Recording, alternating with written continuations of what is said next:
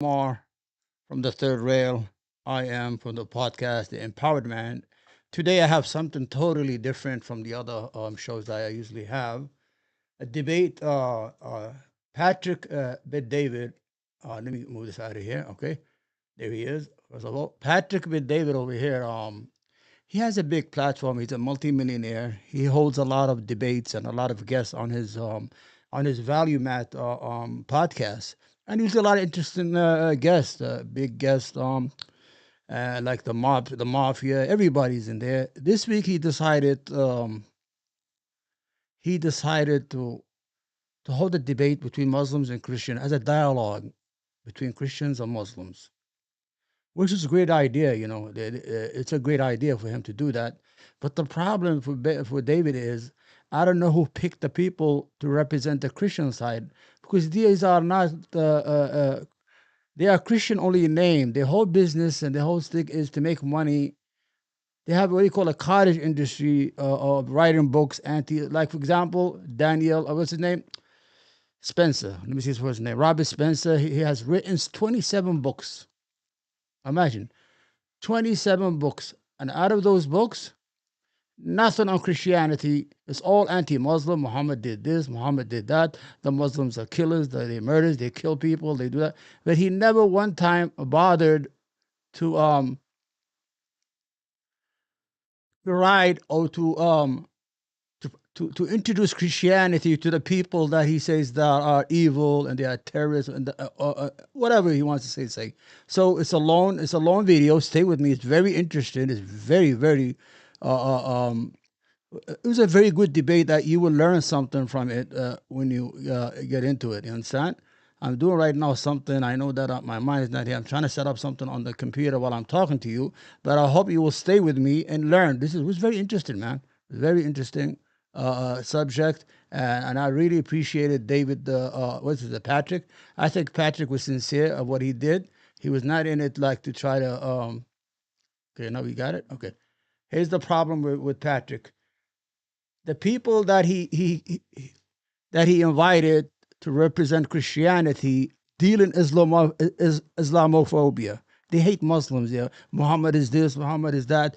Like I said, and Rashid, who said he was an ex-Muslim, he has a TV station. He has many TV stations in Arabia. All he does is insult Islam, insult the Muslims, insult the Muslim prophet. He never offers Christianity as a religion to these people. You think that he will try to say, well, come over here. Jesus said this, Jesus said that, and show love. Because I know a lot of Christians who show love. A lot of Christians who show love. And I've been around a lot of Christians. Very good people. They're very considerate, charitable, respect. Let's see. Let's start the debate. And I want to just talk over it and let's just start it. He's right now introducing them. It's going to be a 2-hour debate. I hope you'll stay with me. Thank you. Let's go. From your end coming in, and then Mohammed Hijab and I had a call together. We had a Zoom. He had some challenges, and I got to give shout out to Eddie, the Dean Show. He's here with us as well, but he's sitting outside to have the discussion for us to be here together. Robert, I respect all of you for coming out. Truly, I respect you for coming out. My outcome, I want to first share with you and the audience what my outcome of this is. So as a father of 4, I'm a little bit concerned on what's going on with the country in America. I escaped Iran. We went to Germany out of refugee camp, then we came here. I now have 4 kids, and I love America. I think this is an incredible nation. It's changed my life. But some of the things that's going on right now, it's kind of weird. It's strange. It's not normal. It doesn't seem normal to me. And I have friends. I'm a Christian myself. I'm a non-denominational Christian. People know that's my position. But I have a lot of friends that are Muslims. I have Scientologist friends. I have Mormon friends. I have Jews, who are here with us as well. So I wanted to bring this up because we're going to discuss a few different things today. Number one is the differences in the religion of Christianity and Muslim. We'll discuss that. And then we'll discuss the enemy. Who is the enemy to Christians? Who is the enemy to Muslims? And then we're going to share who our common enemies are. And some funny questions I want to ask you. We'll have some levity here as well to enjoy the discussion.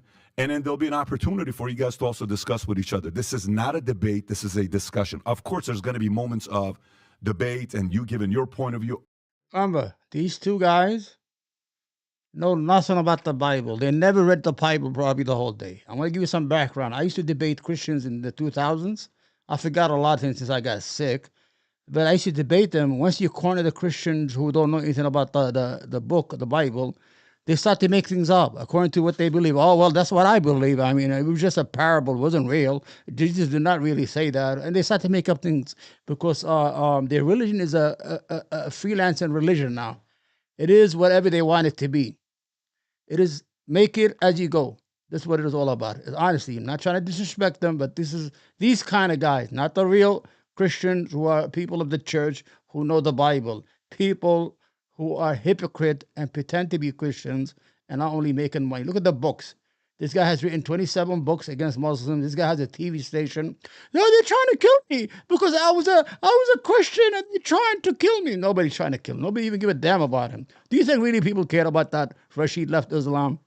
That's going to happen no matter what. Naturally, the setting is where that is going to happen. But I want to make sure everybody knows that's my outcome. I think there is an area where if we can find common enemies, the enemy's greater than we think. At the end, that's my outcome. But with that being said, let me properly introduce everybody. So first, we have Daniel Hariratjew. Hariratjew. I said it 7 times properly, and then when we're on, I can't. So Daniel Hariratjew attended Harvard University, where he majored in physics and philosophy. He is a Sunni Muslim debater who.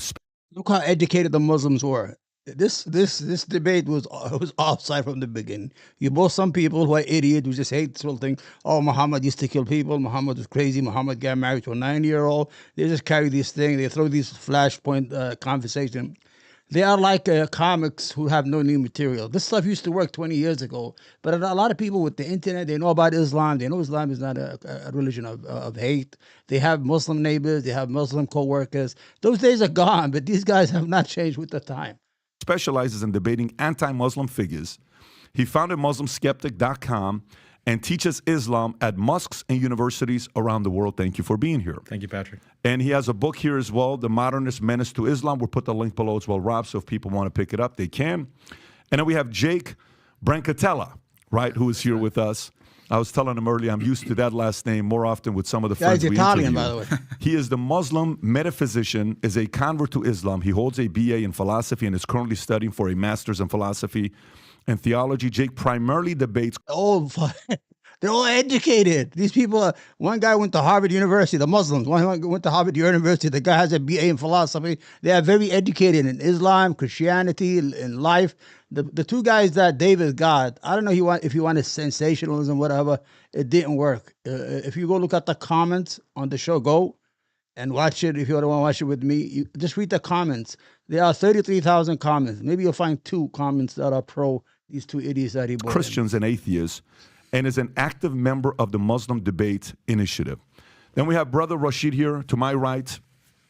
He wrote a book called The Ideology Behind Islamic Terrorism, a Moroccan Christian convert and a host of the Daring Questions television program, where he discusses Christianity and engages with Islamic theology and religious topics. Brother Rashid, thanks you for being here. Thank you for having me. And last but not least, Robert Spencer, American author and commentator known for his writings of Islam, counterterrorism, and his involvement with the organizations like Jihad Watch, the most popular blog within the counter-jihad movement. He's also written The Truth About Muhammad.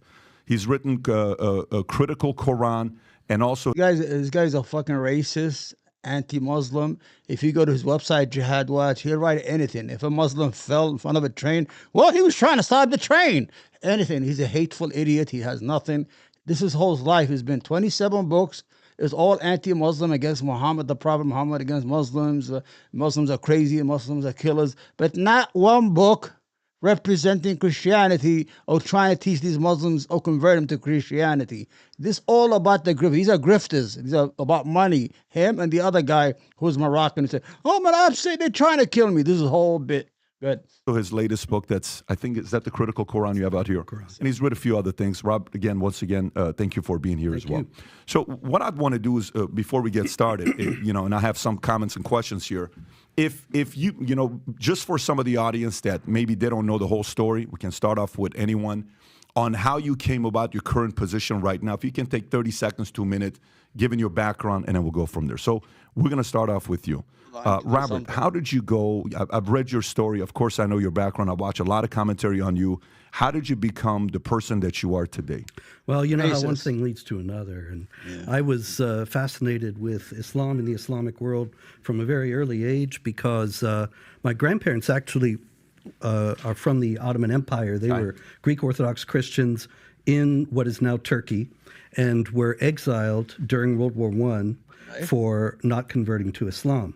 Yeah, and when I knew them, actually, my grandmother was the only person besides Barack Obama who said that who I knew, who said that the call to prayer, the Islamic call to prayer, was the most beautiful sound that she had ever heard. And she would tell me stories about growing up in Turkey and how wonderful it was and how beautiful the land was, how wonderful the people were, and so on. And so then I would ask the inevitable question. I was 5 years old or whatever. Well, then why are you here? Why did you leave? And then they would clam up and not tell me. So this just made me more interested. Started to study it, consulted with people, ended up consulting with some people in the 90s about these issues. And then after 9/11 was asked to write a book. And now I've written 27 books, mostly on this issue. And I watch you where you have a certain level of true 100% belief in what you're talking about. We'll get into that here in a minute. And I'm sure we'll get more about that. Brother Rashid, how about yourself? Yes, I grew up in Morocco. My dad was an imam for a mosque, and I was Muslim like every person who's an ex-Muslim. My father was the sheikh. My father was the imam of the mosque. My father was the leader of the Islamic movement. My father was that. My father, just to create this idea of an image that his father was the imam of the masjid and his son left Islam. How could that happen? Nothing. This guy is the biggest hypocrite in the Arab world. He has a movie channel. He's a TV channel. All he does every day is just spew hate. The Muslim this, the Muslim that, Muhammad this, Muhammad that. He has never had a program where he'll say, well, Jesus loves you. Jesus wants you. We want to save you. Whatever it is. Nothing like that. It's only about hate, hate, hate, hate, hate. Him and an old... and mind you, the most hateful Christian against Muslims are the Orthodox, especially the Copt. The Copt Muslims were rescued by the Muslims. When the Muslims entered Egypt, the Copts were churches were closed.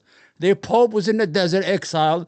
When the Muslims entered and defeated the Romans in Egypt and kicked out the Romans, they brought the Pope back and put him on his fucking seat. They opened all the churches and gave them their freedom. But to these days, all those Muslims are bad.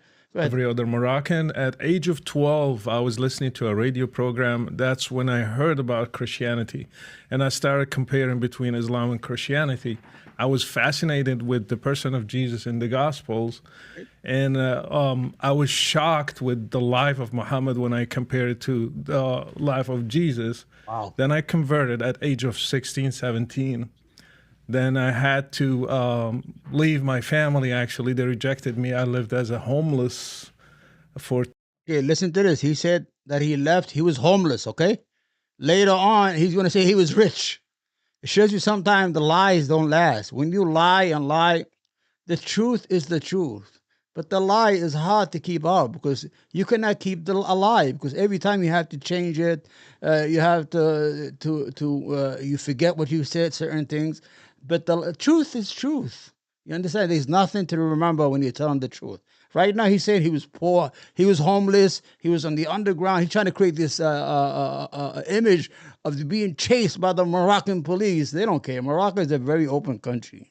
There are churches there, there are people, a lot of tourism. A lot of people go there. A lot of Americans or Europeans live there because they like the country. So there's nothing going on over there. Go ahead. 2 years, and I had to live underground with the Moroccan church, the converts. Ooh, underground. Until 2005, I had to flee the country. 2005, you have to flee the country. Yeah. Okay. And we'll get into your stories about a little bit more when topics come up. Jake, how about yourself? What's your story? What's your background? Yeah, so I was raised a Roman Catholic. My entire family is Roman Catholic up until today. I personally never really believed. Our life is, this guy is Italian who converted to Islam or reverted to Islam. He's married to he's wearing Moroccan clothes. While Rashad, who's Moroccan, is there saying, "Oh, they're bad, they're worse. I was homeless." Let's In the listen. religion, primarily because the theology never really made much sense to me. As I grew older in my late teens and going into the university years, I naturally, the mind starts to think about the deeper questions in life. What's the purpose of life? Does God exist? What religion is true? And so I went on this search and eventually found the path of Islam, primarily because I believe that it's the only religion today that truly supports pure monotheism. I know that Christians, and maybe we'll get into this in the discussion, claim to be, but I found doctrines like the Trinity and incarnation to be completely incoherent and found problems with them. And the Islamic narrative of there being one and only true God that is worthy of worship, and that he sent prophets and messengers with this consistent message throughout time was very inviting to me and fit with my natural disposition. And I became a Muslim in my early 20s about 10 years ago, and been Muslim ever since. Fantastic. Thank you for that. Alhamdulillah, Daniel, how about brother. yourself? Yeah, my background is my parents came from Iran. They're both from Shiraz. I was born in the U.S. actually and was raised here in Houston, Texas. And I love my parents, and they raised me like an Iranian. Had a strong Iranian All right, guys who are on Kick, thank you for joining. I'm sorry, I can't see. It's time you read some Quran, buddy. Yeah, brother. Watch this debate. It's very good, man. It's very interesting how they got defeated, these two claiming to be Christians. They're not Christians. I would love to have been Christian theology, and at least you could debate them with facts, and you could go into the Bible, and you could go to the thick of things and debate them in good faith. Don't bring me these two hateful idiots who don't even know their own religion. I can't respond on Kick because I'm far away from the screen. Thank you for listening. Please subscribe to the channel. Let's watch this Persian debate identity. together. As I was in high school and then college, I started to become more religious, like learning about my background from my The Harvard grandparents, University. for example, from my dad.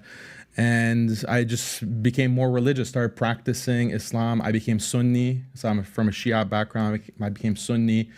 And in college, I went to Harvard University. There was a lot of pressure on Muslims at that time because of like the war on terror, counterterrorism efforts. And there was this effort to liberalize Islam and to say that traditional Islam or the Quran or the Prophet Muhammad, peace be upon him, their teachings are not consistent with modern life, with modernism and liberal secularism.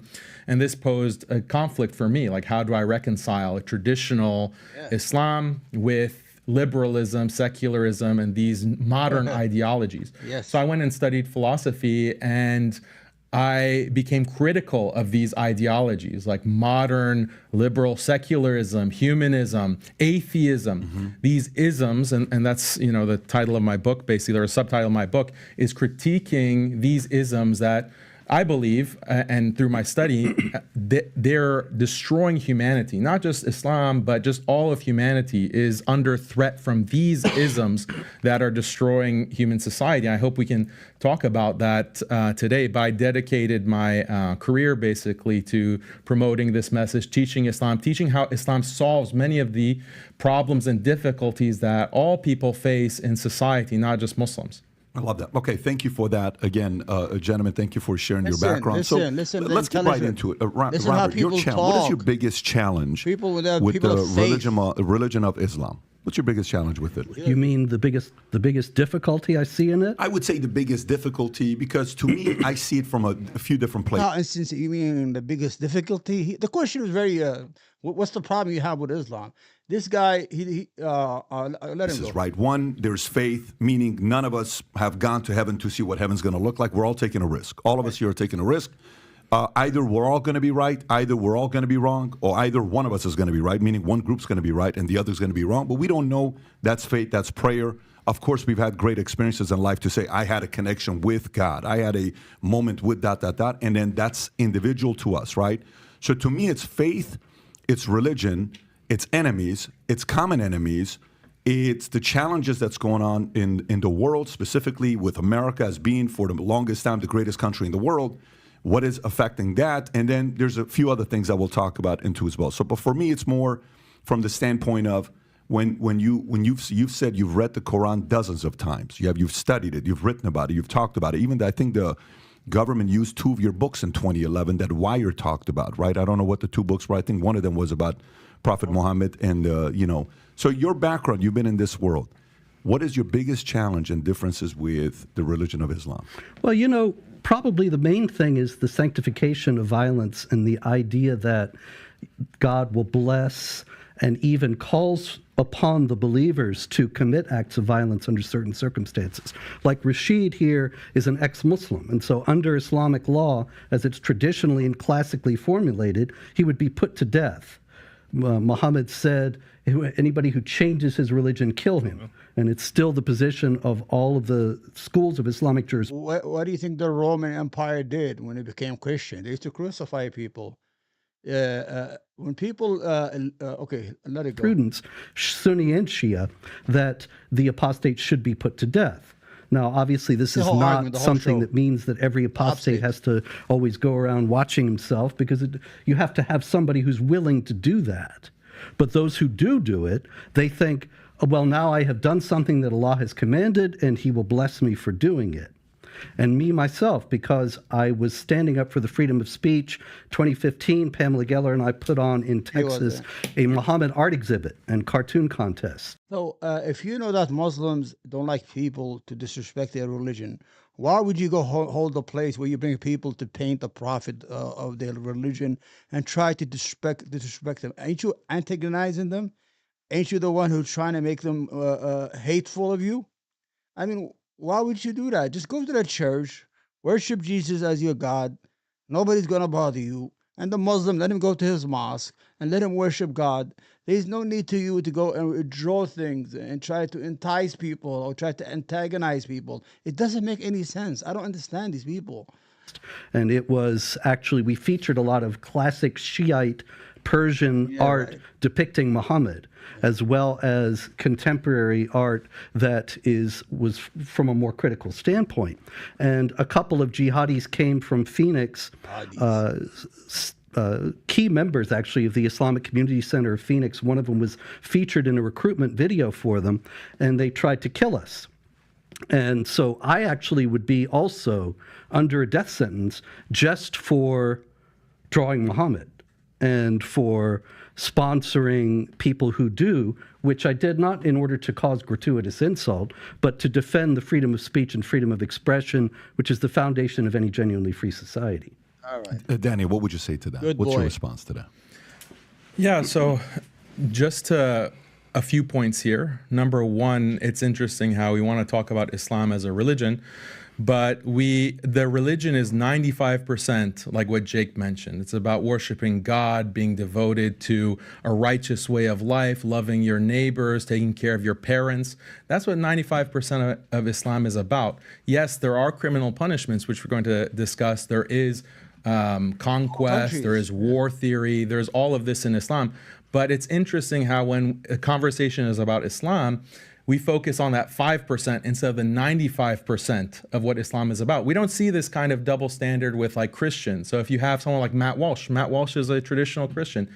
There's slavery in the Bible. There's punishment for blasphemers in the Bible. There's killing of heretics in the church tradition. There's no discussion of that with Matt Walsh, right? Or Ben Shapiro. There is killing of blasphemers in the Hebrew Bible. There is, punishments for apostasy in the Talmud. There's no discussion of that with Ben Shapiro. You can talk about, other values, and that's what the discussion focuses on. But the Islamophobic narrative is just lasering in on these specific topics, which is fine. We can discuss that, but I just want to note the double standard. So the other framing of this whole discussion that I want to put out here, though, is that I'm wondering, like this standard of, there should be no punishment for blasphemy, for example. Let's just put that out there. There should be no punishment for mocking and insulting a religion, attacking people's values. Is that coming from a Christian perspective? Is that coming from is that coming from the church tradition? Is that coming from the Bible? Because when we look at the Bible, we see in Leviticus. Daniel is saying that the real Christians The people like in the church, the fathers, the bishops, the popes, whatever you want to call them, or the pastors, the real ones, the people who worship Jesus and worship God, they have no malice toward other people. They don't care what the Muslims are doing. They don't give a damn. Everybody to his own. And I've been in the United States all my life, and I have seen the kindest Christians a lot where they were my neighbors. They're still my neighbors. They know my children. My children play with them. We don't think along the lines of, is he Christian? Is he a Catholic? Or is he a Protestant? What is he? And then I think, is this guy Sunni or Shia? Nothing like that. Only those two idiots. And what they saying is they're going to say, of course, in any religion, there are laws, even in Christianity. They're going to tell you what's the law. They're even crazy. If you ever read the Bible, especially the Old Testament, it's all violence. It's all violence. Where God, Jesus is God, right? Who happens to speak in the Old Testament, ordered the killing of children, ox, donkeys, camels, everything, everything. Read the Bible. Go ahead. Leviticus, we see in Deuteronomy that blasphemers should be put to death. Even if you entice, the Bible says, if you entice like your son or your daughter or your wife entices you to worship other than God, then have no mercy. Put them to death without due process mentioned, without any kind of court or tribunal. The husband or the father should just immediately put them to death without mercy. That's what the Bible says. So when Robert wants to criticize Islam, I'm wondering, is that criticism on the basis of the Bible? Is that on the basis of the church tradition? Or is this a liberal, secular, modernist critique of Islam? So I want to know, am I debating or discussing with two Christians or two atheists or two liberal secularists? Like, that's a clarification that we need. You see, that's it. The debate is over. The debate is over when he said, I want to know who I'm debating, real Christians or secular, or who am I debating here? That's it. These guys have been painted into a corner. They've been defeated before they even start. And as more people watch the debate, Daniel, the Muslim brother, has set the tone for the debate. He's asking the question, who am I debating? Am I debating a liberal atheist or Christian apologist? What am I debating here? And when you watch the video, he's debating liberal atheists. To all, sorry that happened. We would love to see a real debate between real Christians, real people who know their Bible. Go ahead. I'm trying to get the audience. Yes.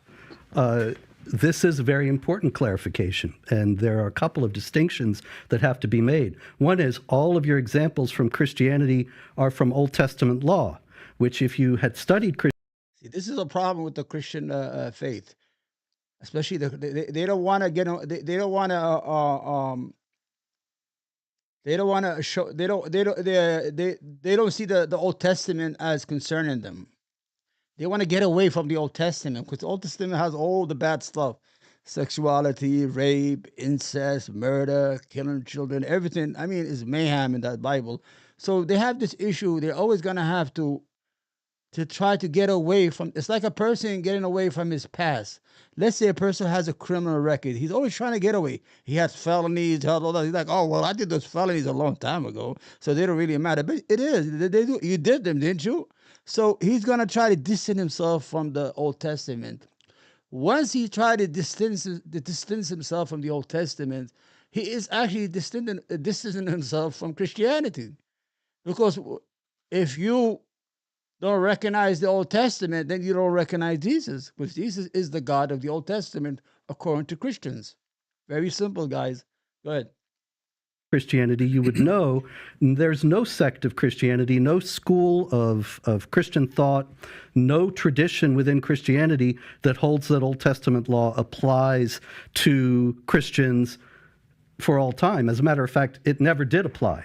Even in Judaism, after the destruction of the temple in 70 AD, the rabbis redefined Judaism so that even they don't teach that those punishments have ongoing validity. So you're talking about something that nobody... If we had a Christian state ruled by the Christian doctrine, you will have to impose these laws. Like you are arguing that the Quran and Islam has these anti-obscenity laws. And they're saying the same thing. If there was an Islamic state, there isn't any right now. No, there's no country. They only take away a little bit from the Sharia, like we do in Christian society, where we get our laws from the Bible. Most of there's a lot of our ethics from the Bible, what's right and wrong in Western society. And Islamic societies get their sources from the Quran, but it's not 100%. So the whole argument is these guys are arguing Islam is dangerous, but there's no Islamic state to carry out these laws. We could say, oh, the Christian, it says you got to kill all the children or kill the woman if she's not a virgin, whatever, or if they don't go.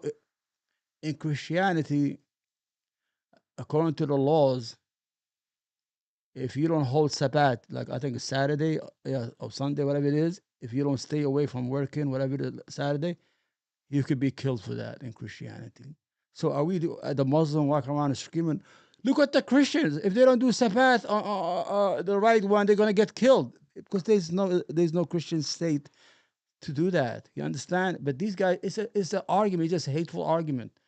In mainstream Judaism or Christianity thinks is valid today versus something that unfortunately all too many Muslims do think is valid today. And the bringing up of ancient historical wrongdoing is all very well, and there's certainly a place for that. I've got no interest in denying any of the misdeeds of Christians throughout history.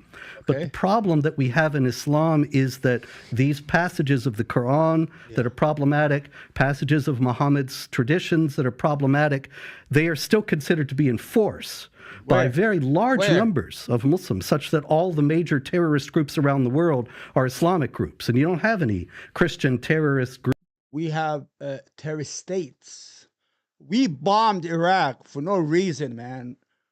600,000 Iraqi children died because of the sanction, not the war. From 1990 to 2003, according to the United Nations, 600,000 Iraqi children died because of lack of medications or nutrition or food. And imagine how many adults died.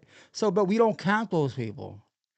I don't know why. I mean, if you say, well, 600,000 Iraqi died, they didn't bat an eye. But if one guy dies, look at him, they're chasing him. But Rashad is afraid. This is the problem we have. We need to know, I mean, right now in Ukraine, now almost 200,000 or 300,000 Christians have died, Orthodox Christian. And the church, the Orthodox Church of Ukraine and Russia, each they have broken into two. Each one is supporting the other side. Are those Orthodox Christian terrorists because they're killing each other? 200,000, and this guy's talking about some dumb terrorist organization, some fucking idiot in the mountain. I mean, if we want to go into that, we know who created them, but we don't want to go into that. Let's listen. Groups saying Jesus is Lord and blowing people up. There's a reason for that. Right. And the reasons have to do with the interpretative traditions in both religions. Can I comment? Yeah, go ahead, please. Yeah, so I would ask Robert a very simple question that I think gets at what the real issue actually is. Do you believe that it's inherently immoral for an apostate to be put to death? Okay. You see the question? That's it. He actually handcuffed Spencer. What is his name? What's his name? Robert Spencer, whatever the fuck. He's Iranian. I don't know how he got that name. Spencer, whatever his name is. He handcuffed him. Because if he says yes, kill an apostate in the Bible is okay, then Jesus is God. But if he says if it's evil, then Jesus must be evil. How can both be true? It has to be one. Either that killing Christian apostate is inherently evil, and Jesus was wrong, and Jesus was going to be evil. So he's stuck. This is what happened. This is how they cornered them from the beginning. I told you. These guys were defeated before they even started. You could go look at the comments, man. You'll fucking just read for hours. Go ahead. Do I believe that it's inherently immoral for an apostate to be Is it inherently immoral? Well, I know this is some kind of trap, But Some in kind of any trap. case, No, it's I don't I'm just see any looking for reason. honesty on your No part. trap That's here. all. You can always have honesty on my part. Everything I tell you is the truth. Okay, Yeah. so And the fact is that, I don't know. I tell you the truth. I you haven't don't know thought about Oh, it. okay, blah, you blah, haven't blah. thought about it. Well, you're writing Yeah. all of these books on Islam how are talking you about criticizing apostasy, Islam? Right. and you don't even know if this is inherently immoral. That's quite shocking, No, Robert. I would say that I don't think that it's moral to put the apostate to death. So it's But immoral. as it comes to my books about Islam, I'm just reporting on what Islamic See? clerics and the Islamic tradition. He's running away from the question. The question was, is it inherently evil to kill apostates in Christianity? He can't answer that. If he says yes, he's going to look bad because of his liberal outlook of people who look up to him. They're going to say, Robert, how can you say you're going to kill people? I thought you passed that. And if he says yes, then Jesus must have been evil himself. So he's going to run away from the question, but these guys are not going to let him get away. Every time he gets stuck with an answer, he runs away to attack Islam. That's all he know. It's like a one what do you call it? A one trick pony. They call it in English. Yeah, that's all he has. Oh, Muhammad is evil. Islam is evil. The people are evil every day. Write 27 books, but never write anything about the Christian faith and how Christianity can be good for everybody, and try to convert these Muslims. If you want to save them, if you think the book is evil, if the Quran is evil, or the Prophet Muhammad is evil, try to convert these people to Christianity instead of disrespecting their religion every day and creating more tribalism than you are really helping. Good. Tradition teaches about passages like when Muhammad says, if somebody changes his religion, kill him. So Yeah, but if you look, for example, in chapter has to go 4, to verse Muhammad all the 89 of the time. Quran, in the critical Quran, where it says, if they turn renegade, then come and That's kill them not the wherever you find them, question, then Robert. I give Islamic authorities who actually say that this should be done. That's not the and question. that is That's not- something you're not answering people the need question. to know. Now, whether you're talking about in the ideal He thinks he'd get away. Well, they're not going to let him get away. society, you have apostates put to death. I don't think so, because I believe in the freedom of conscience and the idea that of the dignity of the human person, which is a Christian concept that's not in Islam. You have in Islam, the unbelievers are the most vile of created beings, according to Well, one chapter issue at a 98, verse time. 6. One issue at a Yeah, time. So on. No, this is all. I still let's didn't talk get an about answer this if issue. it's I understand, but this inherently is all the immoral? same issue. Whereas in Is it Christianity, inherently immoral? all people are equal in dignity as made in the image of God. And so in that sense, I would say, no, I don't think it is. So is it inherently immoral, yes or no? Can I Yeah. answer that? It is. It is. So when Deuteronomy, since you like to quote the Quran, when the Bible says this in Deuteronomy 13:6, if your brother, the son of your mother, your son of your daughter, the wife of your bosom, or your friend, who as your own soul secretly entices you, saying, quote, let us go and serve other gods, which you have not known, neither you nor your fathers, of the gods of the people which are all around you, near to you or far from you, from one end of the earth to the other end of the earth, you shall not consent to him or listen to him, nor shall your eye pity him,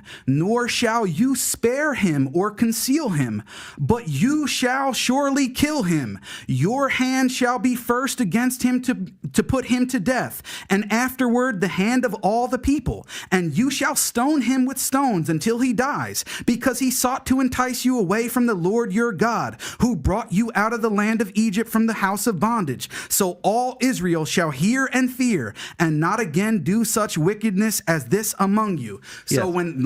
let me finish. Let me I get comment your on the point. passage. Finish, Rob. So when your loving God, Jesus Christ, who you believe is God, who revealed the Old Testament and revealed this as a law for the people, and you said that it's inherently immoral for the punishment of apostasy to be death, then you are charging your own God and supposedly loving Jesus with immorality, Not sir. at all. If you don't see not at that all. contradiction and hypocrisy, It's not then in we the can't least. really do much for you. Well, it's not in the least contradictory or hypocritical, because that is God actually ordering something Was directly. God wrong for that? Now, the question here is whether the Muslims, when they put people to death for apostasy today, get are away. He's getting away. likewise authorized by God in some direct manner. Now, Oh, that's obviously, what matters. yes, the question Then is, it's not inherently immoral. It just matters what is the correct religion and whether or not Well, see- God is actually revealing it. yeah, if you study the Old Testament, you will actually find that there's a great deal of discussion about passages like that, and whether they are actually commands by God, whether they were understood by the faithful, interpretations by the faithful. The evolving understanding in the Old Testament and the New, and in Jewish and Christian tradition, is something that unfortunately is absent in Islam, such that in Jewish and Christian tradition. Remember, the question is killing a Christian apostate inherently evil in the Christian faith? That was the whole question. He's been dancing around for almost 10 minutes, dancing and dancing and dancing and dancing. He is like a rooster when you cut the rooster's head and he's running around without his head. He knows he's stuck. He is stuck. If he says it's okay to kill an apostate, then Islam is good. Then the argument, them and Rashid, the other idiot you're going to see later, then it's okay. Why is he complaining? And if he say it's inherently evil, then Jesus was evil. You understand what's going on over here? He's cornered. Now he's going to dance around to Islam, to Muhammad, to the Middle East, to space, to the moon. He has no place to go. Moving targets with empty motherfucking pockets. That's all they are, these people. Empty pockets, moving target with a fucking empty pocket. He got no answer for that shit. You have the understanding of the dignity of the human person that ultimately made people realize that putting people to death for apostasy was not something that was acceptable. But the idea that it was a localized command at some point or understood to be such, that is not the same thing as people nowadays thinking they are the executors of the wrath of Allah because Muhammad says if anybody changes his religion, kill him, and the Quran says that you can soothe your heart by fighting the unbelievers and so on. So Robert, can we hear from Brother Rashid for one? Brother Rashid, go for it. What's on your mind? Because this is concerns. This is the problem. Because if the other guy said that it's okay to kill an apostate, then this idiot's complaint and crying the whole debate is wrong. Because Christianity does say if somebody leaves Christianity, they're allowed to kill him. If they even think about it, let's say I'm telling my friend we're both Christian, listen, I don't know about about this praying every Sunday stuff. He could kill me according to Christian law. He could kill me. So if there's a Christian state, those laws will be upheld. Like in Islam, there is no Islamic state. So these laws are in the Islamic, but you cannot uphold these laws because we are living at a time where a lot of secularism has inserted itself in constitutions. Because in Islamic state, the constitution will be the Quran. You don't have a constitution like that. And in a Christian state, the constitution will be the Bible, the Old Testament, the New Testament. There's no difference here. You cannot get away from your record. That record you have, the felonies you have, are your felonies now. Let's listen with this idiot. This guy's he's 25 years, he's been saying the same thing. They want to kill me, and he's still alive. Go ahead. Me. Do you believe I should be put to death? I believe that the punishment for apostasy in a correct Islamic state is death. I believe that that's the correct. Yes. You finished. Let me just respond, sir. Yes. I believe that that is the correct punishment, which has been revealed by God both in the Quran and the Bible. And for Robert to turn around, I asked you. Let me finish. I asked you. Do you believe I should be killed today? And I answered you, sir. Yes or no? I answered you. Yes or no? I answered you. I think he said yes. You want me to answer? I said. Yeah, you answered me. In a proper Islamic jurisprudence, jurisdiction, an Islamic nation, all of the laws of Islam and the Sharia, as revealed by God, should be applied. So if we were in that kind of state, would you do it? Including I'm not the one that executes with proper due process, with a proper court hearing. If I was to commit treason, I'm an American citizen. If I was to commit treason against the United States, according to the Constitution of the United States and according to the laws, that I should be put to death. And we are talking about a liberal country right now. You understand? So in Islam or Christianity, when you upstate, it's like you're treason. You have committed treason against the group. Let him explain to you. This guy is Harvard educated. Just like any nation of laws, the laws of the Sharia should be applied, including the death penalty for not only apostates but also blasphemers. You those who didn't answer insult- me. Yes or Added no? everybody. We did answer. Yes, you. we did answer. Yeah. So I should did be answer. killed. We did answer. I your question. deserve to be killed because I left Islam and became a Christian. According to Islamic law, an apostate like you would be killed. Yes. Okay, thank you. And according okay, to the Bible let as me, well. let me. This is a fallacy. blasphemer. This is a fallacy. Robert, Too that's a cocky. fallacy. Like you want to say not a you have fallacy. it too. It's a fallacy. No. Let us discuss. You know, in Twitter, they're already fighting. Robert accused Patrick here. Patrick is a good man. I don't care what you guys say. You know, he's a businessman. He's a successful man. He built himself. He's accusing him of being pro-Islam, and he's going to convert to Islam. This is how these people operate. They are liars and hypocrites. They talk in the name of God. They talk in the name of Jesus. All lies. They never respect the Bible, respect Jesus, or respect God, or respect the New Testament, Old Testament. It's all about the money. It's all about the gift. Look at the books. The books are all in front of us. Look, they're selling books. They're selling books. The guy wrote 27 books. It's an industry of hate. It has nothing to do with Christianity, my friends. These are lies, man. They're lying to you. This because Why is it a fallacy? it's a fallacy. It's let me showing- let, it's let showing me your finish. Let me hypocrisy. finish. Let me finish. please condemn Jesus. Yeah. please. Oh, you think you Condemn should? Jesus. Robert already Robert already Okay, condemned him. So No, let me- you're lying. Let me Let's finish. be on let me record finish. saying you're That's lying what about happened. that. Let me finish. That's what happened. You said let's- eventually you we convert- realized you like, eventually You're realized- Just let me finish. You Let's hear converted. Brother you- Rashid, and then I'll come to you. Go for You it. converted from Christianity to Islam. Your life is not under threat here in the U.S. I converted from Christian state. Islam to Christianity. My life is under death.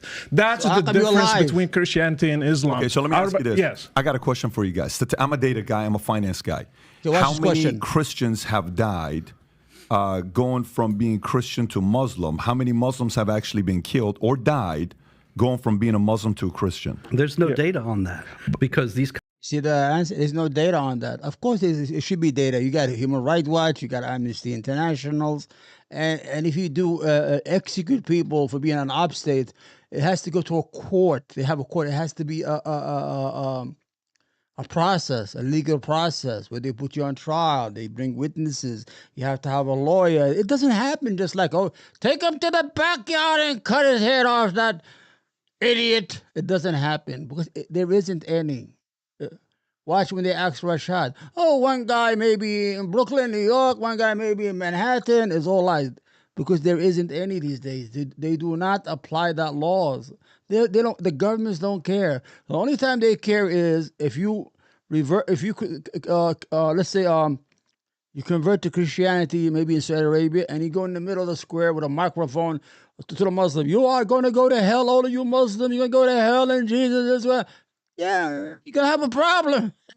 You're gonna have a problem. But there's no need for you to start yelling and screaming. If you accept Jesus as your Lord and Savior, just pray, my friend, and that's it. All you need. Jesus did not tell God on TV and yell and scream. They're trying to kill me. I write 27 books. You are nothing but hypocrites, like the rest of the people here, like the Jimmy Swaggers, like the Ted Haggards, like the Bakers, like everybody, like the ones right now on TV. All of them, same hypocrites. They lie and cheat Christians out of their money and their faith. Go ahead. kinds of things are not recorded, they're not considered crime. There should be, in though, right? I Islam. mean, shouldn't be. Thank you. There, even if there's some stories to be able to say, Yes. you know, XYZ individual. Maybe I there have isn't any. stories. I have one in Mauritania who was condemned to be executed. We just Okay, one in Mauritania in Africa. Where's the source? Can we have the source? got him out to Paris because we negotiated with the government there. Oh, you I have negotiated. people right now in Libya. They are under death penalty in Libya.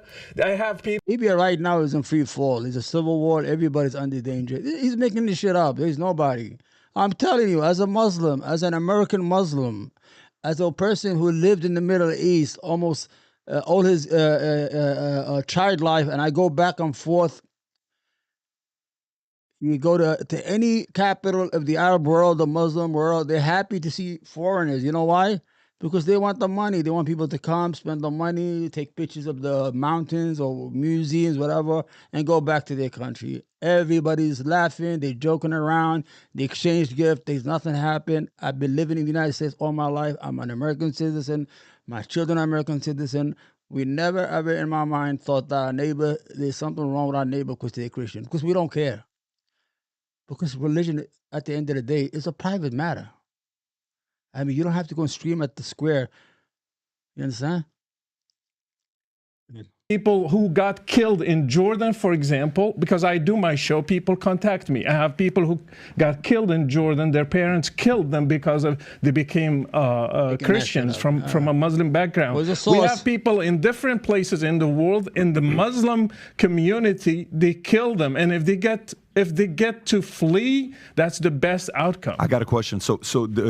While I'm studying this, there's also Daniel said something very interesting where the guidelines of Quran is based on the jurisdiction of the government, meaning where you live, the religion is follow whatever the laws are of that nation. Meaning, you can correct me. I'm just giving you what I've. Okay, the question, I'm sorry, Patrick, is a dumb question. And for an intelligent man like you, you should never ask that question. What do you mean? Is it all over the place? You have different states, and like the United States, it's a sovereign country. Even in Arabia, you have sovereign state. There is no theocracy. Theocracy, that's how you pronounce it. You know, there's no state that is applying 100% of the Islamic law. The only execution that I see swiftly in the Middle East are sex predators, child rapists, or if you kill someone. I have seen that. They right away.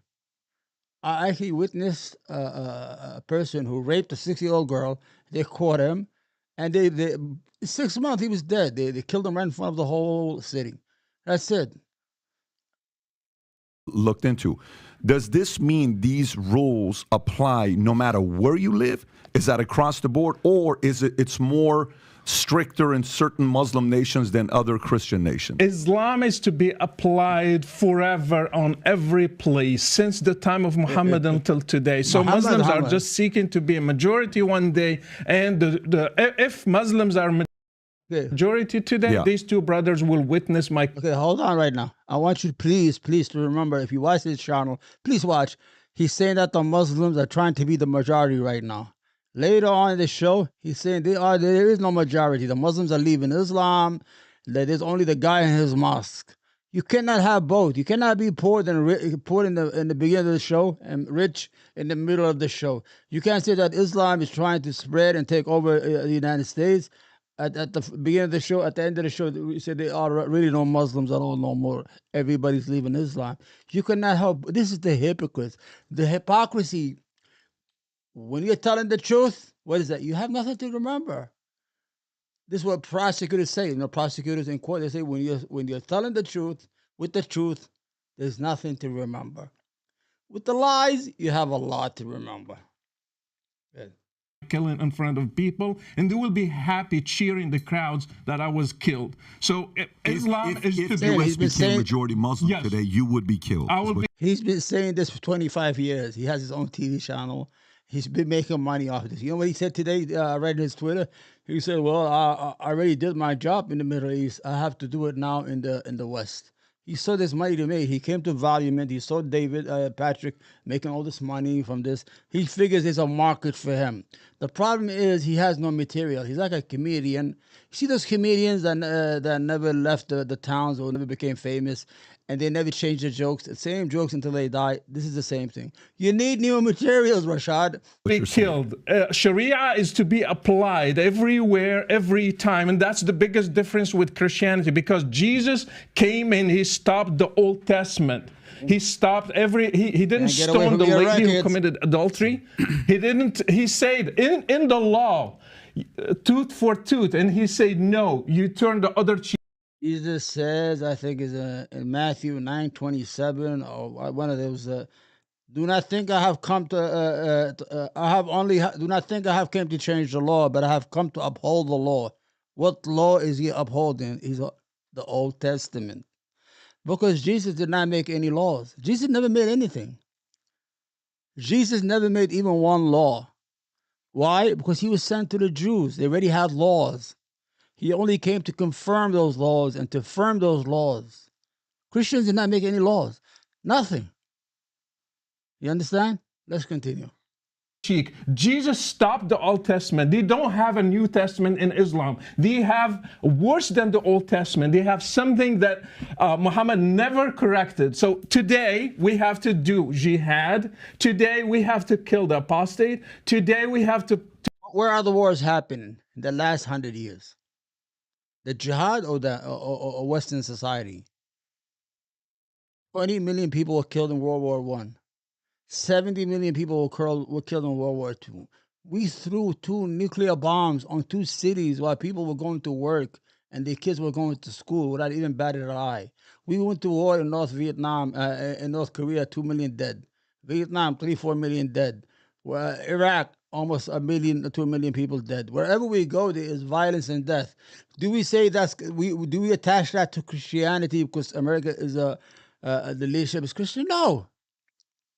These are liberal or these are secular decisions.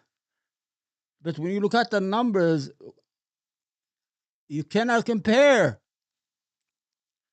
You cannot tell me Muhammad killed 2 people in the 6th century, but we killed 600,000 Iraqi children, but it's okay. And then we went to war and destroyed the whole country under the pretense there was weapons of mass destruction. There was weapons of mass destruction. You can't have both. If that was evil, then we as a nation are evil. To kill the person who doesn't pray, even a Muslim. If he stops praying, he should be killed. I swear to God, he made that up. I've been in Arabia. People, not everybody prays. The government does not go into your house and watch if you pray or not.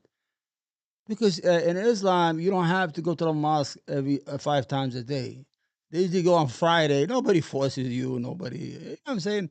The only time you might have a problem is during Ramadan when people are fasting. Not because you're not fasting. In case you eat in the street, that's considered illegal. That's all. If you want to eat, go eat home. If you don't want to fast, that's it. Very simple. All this stuff is a lie.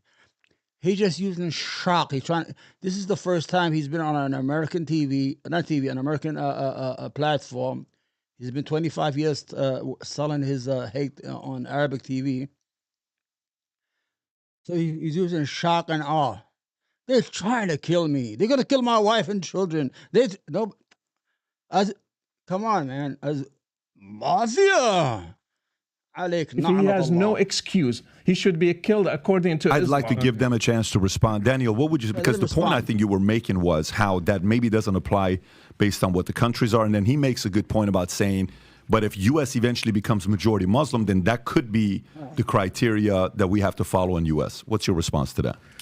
Yeah, so there are a lot of inaccuracies in what he's talking about. I want to reframe the issue because he's saying that his life is in danger. But the lives of Muslims are in danger under a secular, liberal hegemony. And I know that some of the viewers might not be following what I'm discussing, but look at the war on terror, or even look at me personally or Jake. But I say things that are contrary to liberalism. I critique and criticize liberal secular.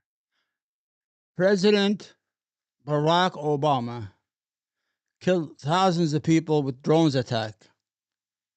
90% of the people that were killed with the drones were innocent people. Either there was a marriage procession or a funeral or people gathered to celebrate something.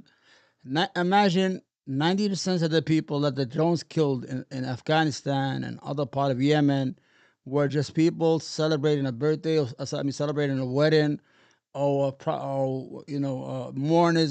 Because in Arabia, when somebody dies, a lot of people come. They bury them with a lot of people, and they bring food, and all the poor people come and eat. And you have you have 200, 300, 400 people gather.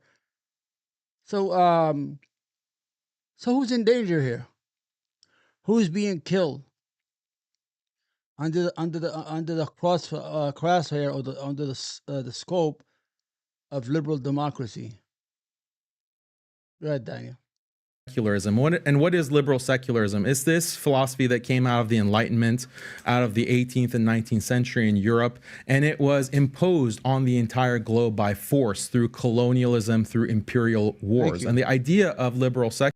1 million Algerians were killed by the French in 1950 because they said, we're not French, we're Arabs, Algeria, we want our independence. Probably 1.5 million. Go look at the Revolutionary War, the Revolution War of Algeria against France.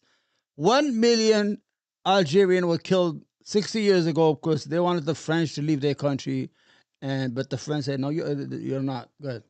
Secularism is that morality should not be based on these old books like the Quran and the Bible. We have to use reason and science to maximize individual happiness, individual freedom, and equality. And this is the best system of life. It's an atheistic system of life. We need to have separation of church and state, etc. This is the dominant, I don't want to say religion, but it's a dominant ideology in the world today. And it's imposed through, the UN Security Council, international rights law, etc. But it's coming from a very specific philosophy that is anti-religion. It's anti-Islam. It's anti-Christianity, anti-traditional Christianity. I criticize this system. And Muslims who criticize this system are put on watch lists. We're banned from traveling. Some of us are drone striked. Some of us are detained. Some of us face all kinds of canceling, deplatforming. Our livelihoods are threatened. I get death threats all the time. Almost every day I'm getting a death threat because of my opposition to this hegemony, liberal secularism. There is no quote unquote freedom of religion because if you oppose this hegemony, if you oppose this system, you will be put to death. And I know you've had some very distinguished guests like Glenn Greenwald, Whitney Webb, and they talk about this system. Alex Jones, they talk about this system. They might not put it in the same exact way that I'm putting it, but it is this authoritarian, centralized, technological system.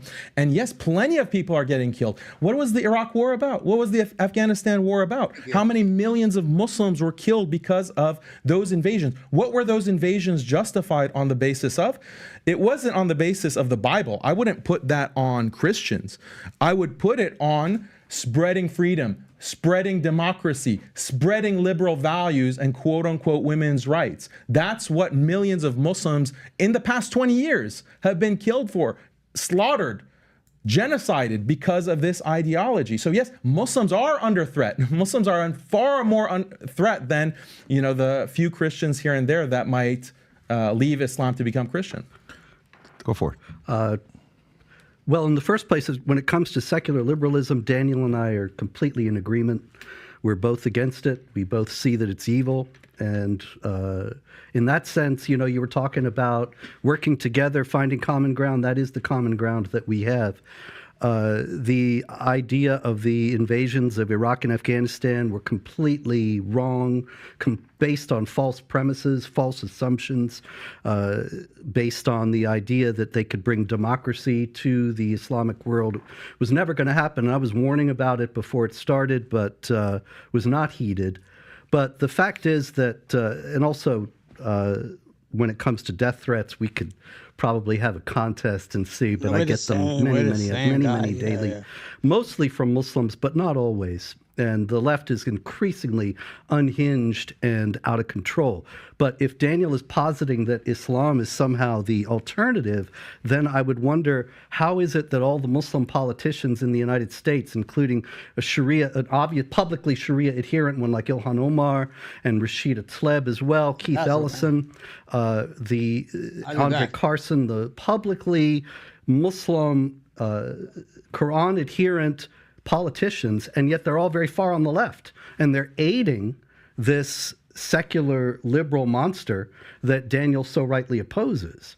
And so it's hard to see how Islam can be the remedy when you don't even have a single politician of the Islamic faith who is standing against all that. Brother Rashid, what's your biggest criticism of, because you were a Muslim before and you converted.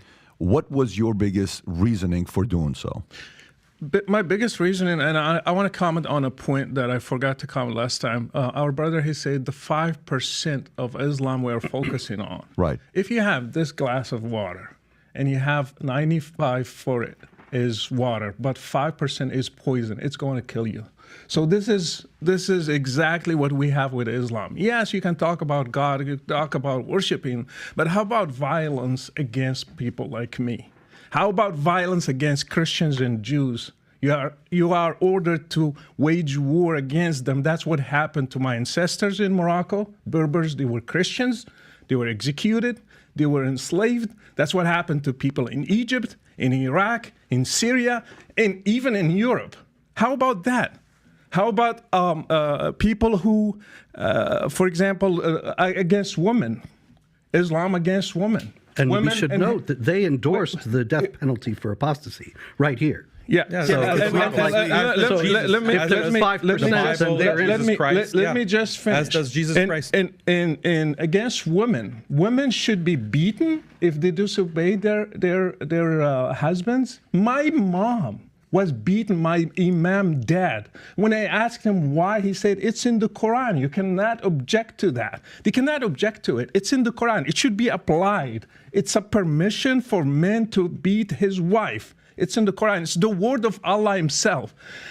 Again, when I studied the life of Muhammad, in 10 years, he waged 83 wars in 10 years, 27 wars and 56 raids in 10 years. And you are going to teach me that Islam is peaceful? No, it's not peaceful. Are you going to give a Nobel Prize for somebody who waged 83 wars?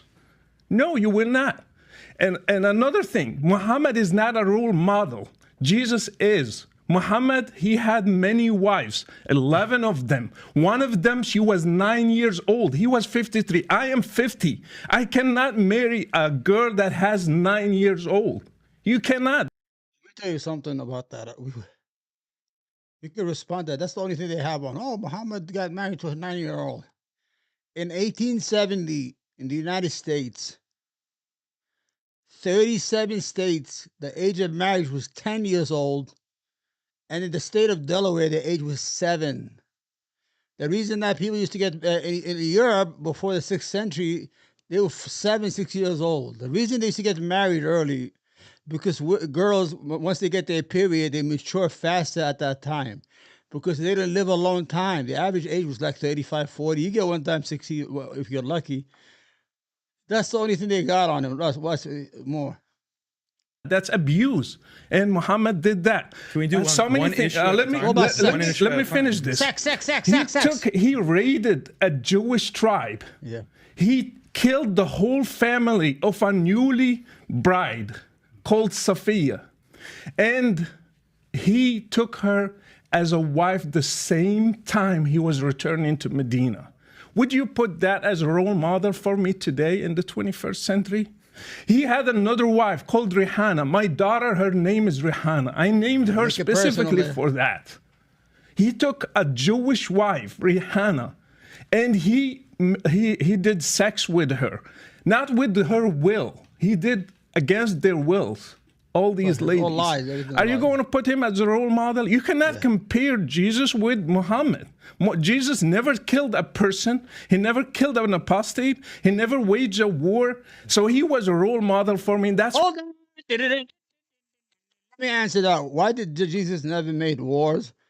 Never killed an apostate? Jesus never had any political power. Jesus didn't have a state. He had 12 lazy disciples. All they did was eat and drink free all the time. And he used to walk around with these 12 guys and 2 hookers, the Mary Magdalene, whatever, 2 prostitutes. He never had the state or the army. That's why he was weak, according to the Bible. And he was able to be apprehended, apprehended by the Jews and the Roman authorities and crucified to death. Muhammad had men. He had an army. He built an army. He built a state. He had political power, and he never claimed to be God. This is the difference. The human was able to get an army and defend and conquer, and the God was unable to get people to protect him. Did you know when Jesus got crucified, all the disciples ran away? It's in the Bible. Go look at it. They didn't even attend his crucifixion. And when he came back, what did we do? They were eating in the room upstairs, whatever. You look at the Bible. They were busy with their stomach. They were fucking freeloaders, man. Sorry to say that. All the disciples in the Bible, according to the Bible, we don't believe that's the real Bible. They were all just freeloader. Food and drink free. Good now. That's why I left Muhammad and I wanted to follow Jesus. They are going to keep trying, bring the Old Testament. Name one person that Jesus killed because he was an apostate. Judas, he gave him to the Jews, and he never ordered his disciples to kill him. Disciples were cowards. I have people who just criticized Muhammad once, and he ordered his disciples to go and kill him, even lying. His name is Ka'b ibn al-Ashraf. There we go with the names. He's a Jewish guy. They killed him. They lied He's a to him. Jewish They guy. took him and they killed him.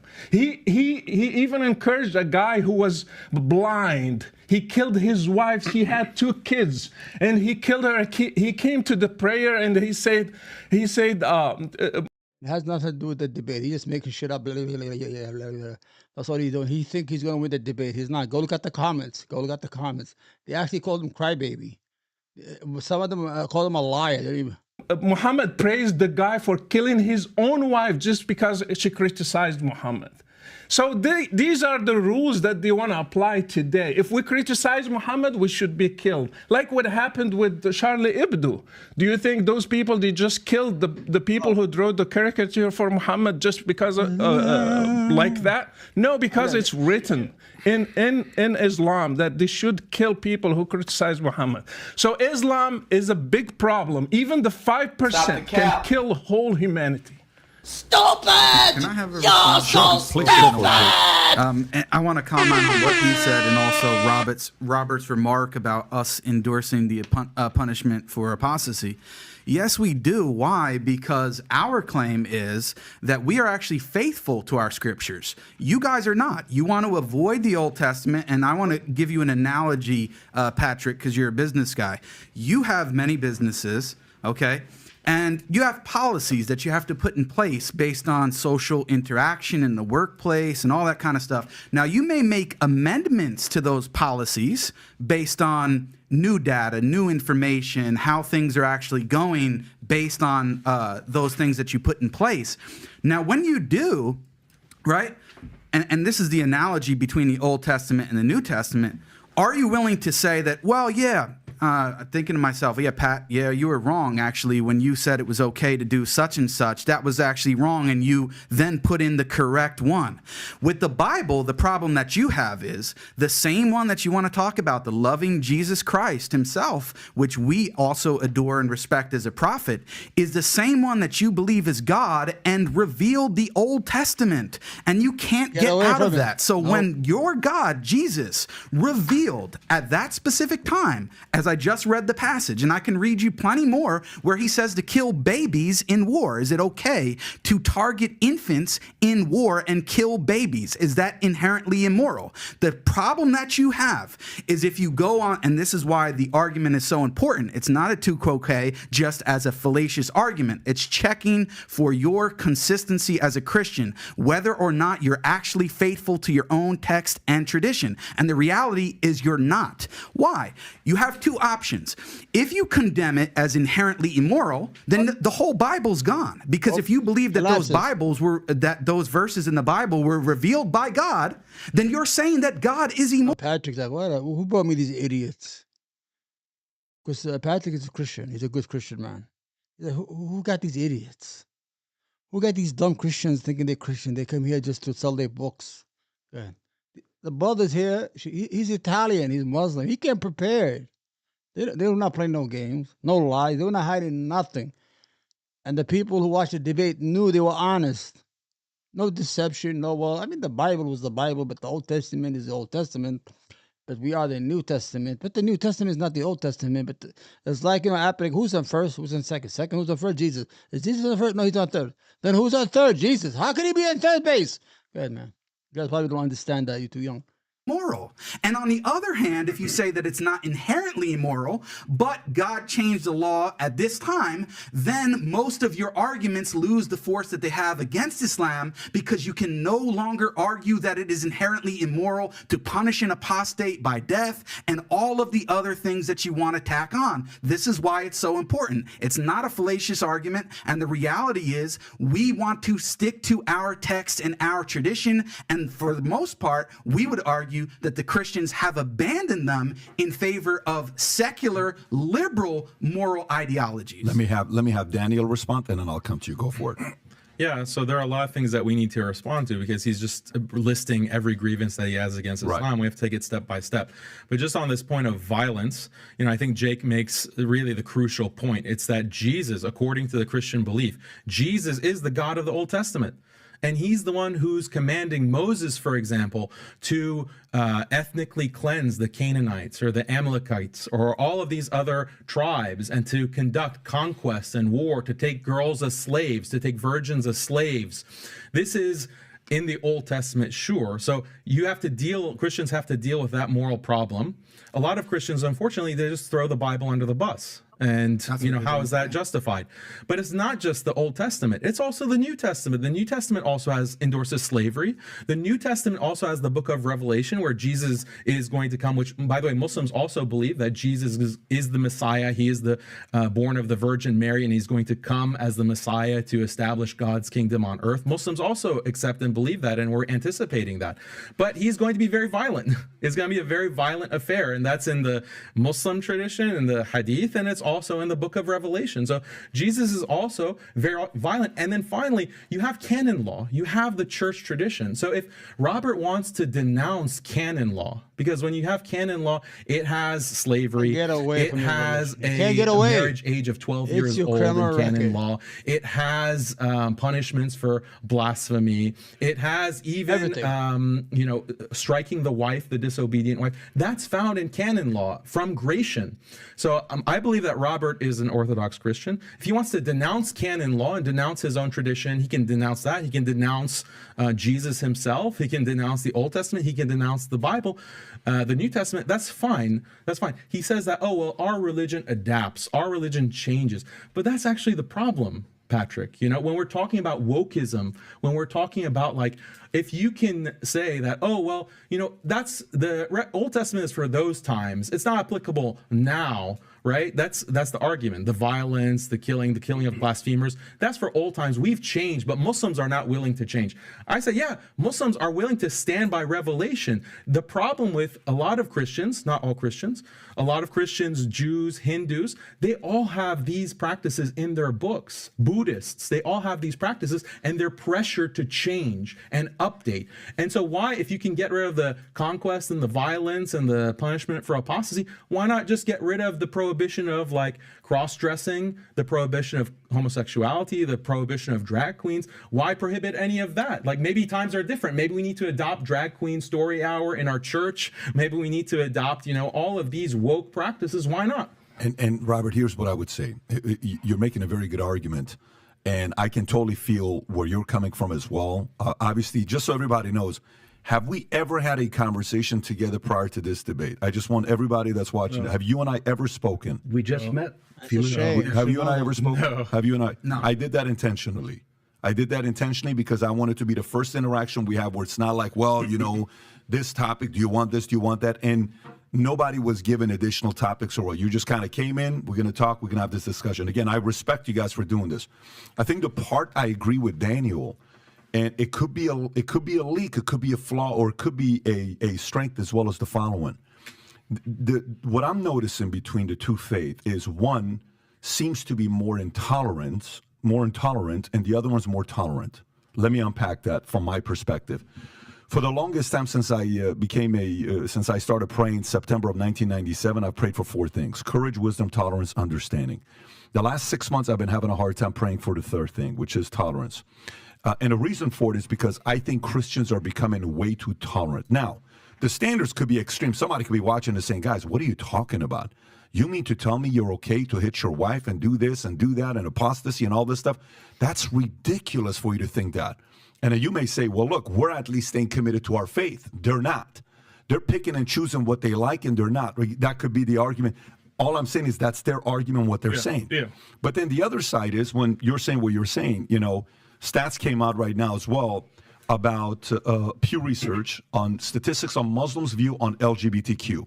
You're now going to go through this as well with your faith, with your religion. Pew Research says that 52% of American Muslims believe homosexuality should be accepted by society. This is according to Pew Research. Among Muslim American millennials, that jumped to 60%. This was done in 20. I want to tell you, those Muslims are dishonest. Muslims are very suspicious of people calling them on the phone and asking them questions. So in order to make the caller feel, they want to please the caller because they've been through a lot. The Patriot Act, the NYPD demographic units. They've been spied on. held in airports for no reason. I was held in the airport in 1996. There was no fucking terrorism yet in Germany for no reason. They saw me praying, and after I prayed, they started asking me questions, all this shit. They fucking got machine guns, man. So the whole idea is that he's saying that 52%. This is defected. Because I live in this community, and I'm more liberal. I'm a liberal individual, by the way. You can see my channel. I wanted to cover this because I enjoyed the debate. I know what they're talking about. They don't accept the LGBT community as existence. Oh, they like let them live, but leave us alone. They don't want their children to learn about it. You're gonna have a lot of issue with the Muslim communities because the Muslim communities are very, very loud when it comes to their children. So all this stuff he's saying, it has no, it's not, there's no reality to it. I know they're gonna call somebody, hey Abdul, what do you think that should we accept gay people or not in this country? He's like, well, maybe there's it's a tricky question. I think it is. Well, yeah, of course we can accept them. Yes, it's not real. Yeah. 17, so it's 6 years old, which I would assume it's even higher today than what it was then. The survey also revealed that Muslim women are much more accepting of LGBT people than their male counterparts. They're at 63%, men are at 42%. Just so you know, the difference between women and men, about 21% difference. And a vast majority of religious LGBTQ Americans are Christians, split fairly amongst Catholics, 25%, Protestants, 28%, and Christian denomination, 24.5%. Only about 2.5% of Jews. Hold on. Go back. I want to see that. What is that?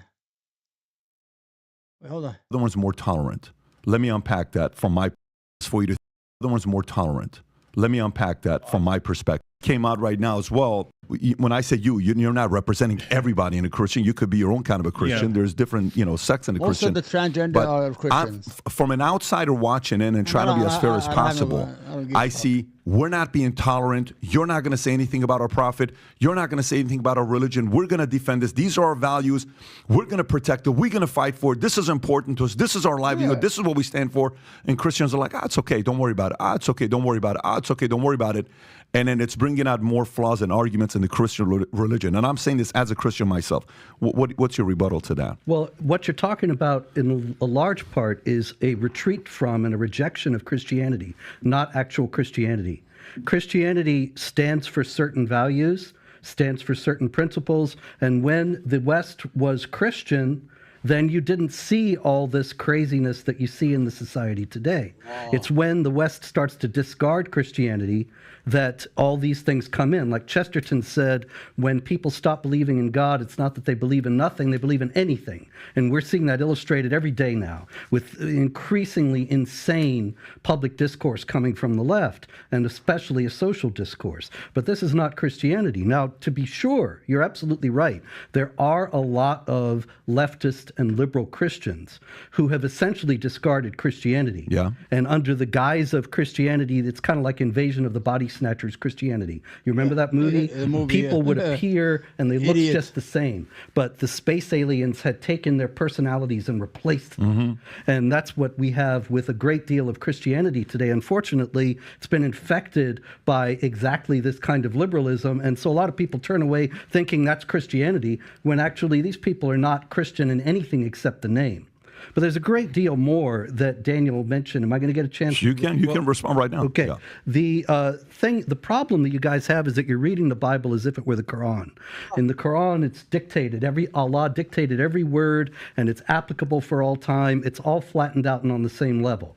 The Bible is simply not like that. In other words, what he says is that we're looking at the Bible like we're looking at the Quran. We say the Quran is every word is from God, right? So if, in the Bible, there's verses, and God said unto Moses, and God said unto Samuel, and God said to Saul, and God said to David. God is talking to these people. You understand? So those are the word of God, aren't they? in the first place, you have the very simple notation of the Gospels, the Gospel according to Matthew, Mark, Luke, and John. Now, in the Christian faith, Matthew, Mark, Luke, and John were inspired, but that doesn't mean that God was dictating to them and that it was beyond their human understanding. Like when St. Paul, in one of his letters, and he says, I'm glad I didn't come to baptize any of you. Well, actually, I did baptize a couple people, and I forget who else, but I still didn't come to baptize. It's not that God is forgetting who he baptized and who he didn't, but Paul is working from his human understanding. You understand what he's saying? We have no issue with Saul. Saul is Paul, who converted to, who's a bounty hunter who killed Christians, and then he saw some sign in the desert and became, and wrote almost 13 books out of the Bible. Half of the New Testament was written by this guy who's a killer, who's a bounty hunter. The issue here, we don't have a problem with Saul said in his letter. We don't even believe that's part of the Bible. He just made all that stuff up. We have an issue in the Old Testament where God told Samuel, kill all living things. There's a lot of verses in that. Go ahead. Understanding, and yet he is speaking the truths, the eternal truths that God wants him to communicate. A lot of the Bible is the record of the evolving understanding of the people of God about precisely a lot of these issues that you're talking about. And so you can't go back and flatten it out as if it were the Quran and say, Jesus is here telling people to kill people, and therefore you have to approve of it. Well, Jesus is That's God. just not how the Bible works. What you have is an understanding that the people had at that time that's expressed in that way.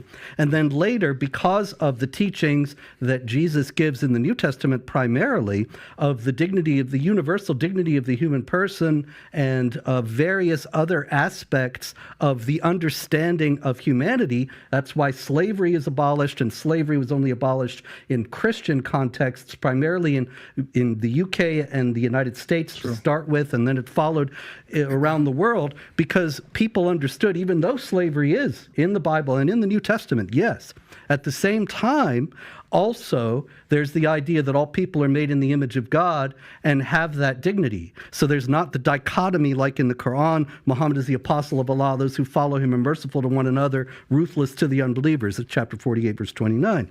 So it was Christian clerics in the UK and the United States who led the fight to abolish slavery based on the deeper Christian principles regarding the dignity of the human person. Yeah, so why can't you evolve? Why can't Christians evolve to accept transgender and drag queen story? Or why can't things evolve even more? Actually, what's the because principle? of the same. What's the principle? Yeah, it's a good question. I'm trying to answer it.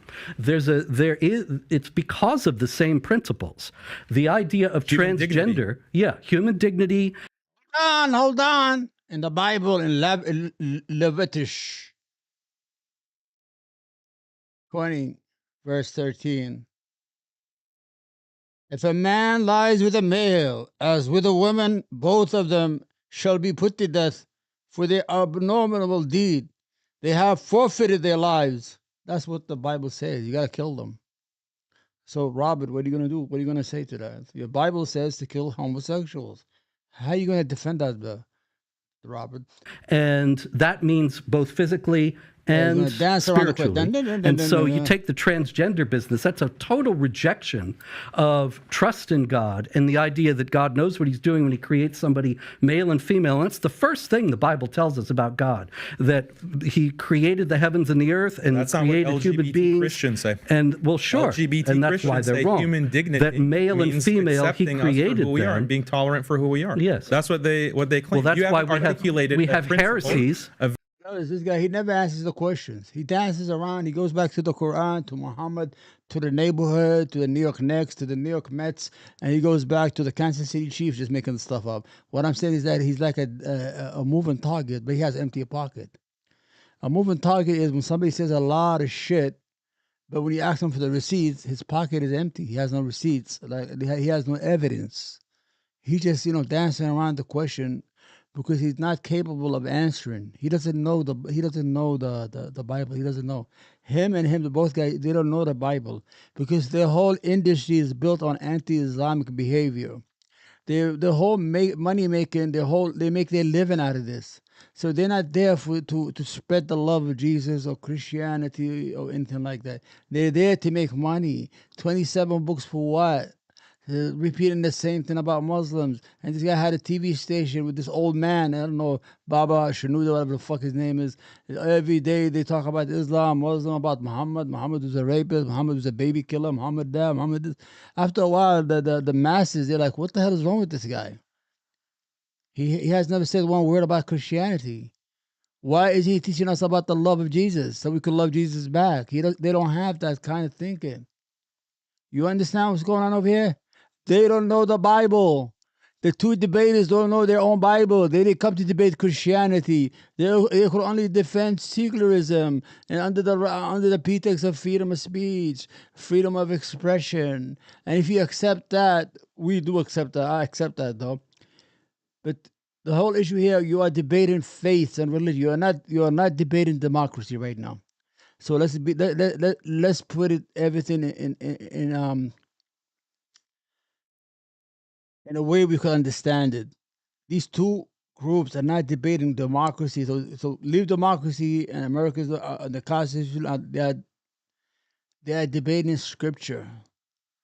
So if there was a Christian nation built on the Bible, if a child slaps his father, he will be executed in Christianity. If he talks back to his parents, he will be executed. Fortune tellers will be executed in Christianity. Everybody in their mother will be. Let me see. Let me see the list. Death for adultery. Death for fornication. Death death to the followers of other religion. This is what they're talking about. Whoever sacrifices to any god except the Lord alone shall be doomed. Kill non-believers, like kill false prophets. They killed a lot of good prophets. Killed the entire town of one person worships another guy. Let's say I'm in village A. I'm the village idiot, and you have 500 people in there, and I am a non-believer. God orders you to kill the whole village. Let's see what it says. Suppose you hear in one of the towns the Lord your God is giving you that some worthless rabble among you have led their fellow citizens astray by encouraging them, like this asshole, to worship foreign gods. In such cases, you must examine the facts carefully.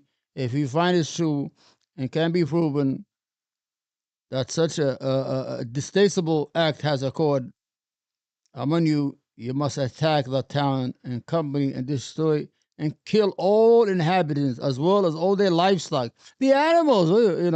Then you must pile all the plunders in the middle of the street or in the middle of the town to burn it. So you understand, there's a law in the Bible for anything, even for the fabrics in your clothes, if you wear different fabrics. So as these two idiots, they're not in a position to judge Islam or Islamic laws. Because what the Muslim debaters are saying, if there was a Muslim state and the laws of Islam were adapted, then yes, they're going to kill you if you're an op state. If Rashad, they will kill him, yeah. If there was a country, but you don't have it, so he's just talking out of his ass right now. And if there was a Christian state, let's say Ohio decides to become a Christian state, and they secede from the United States, and their constitution will be the Bible.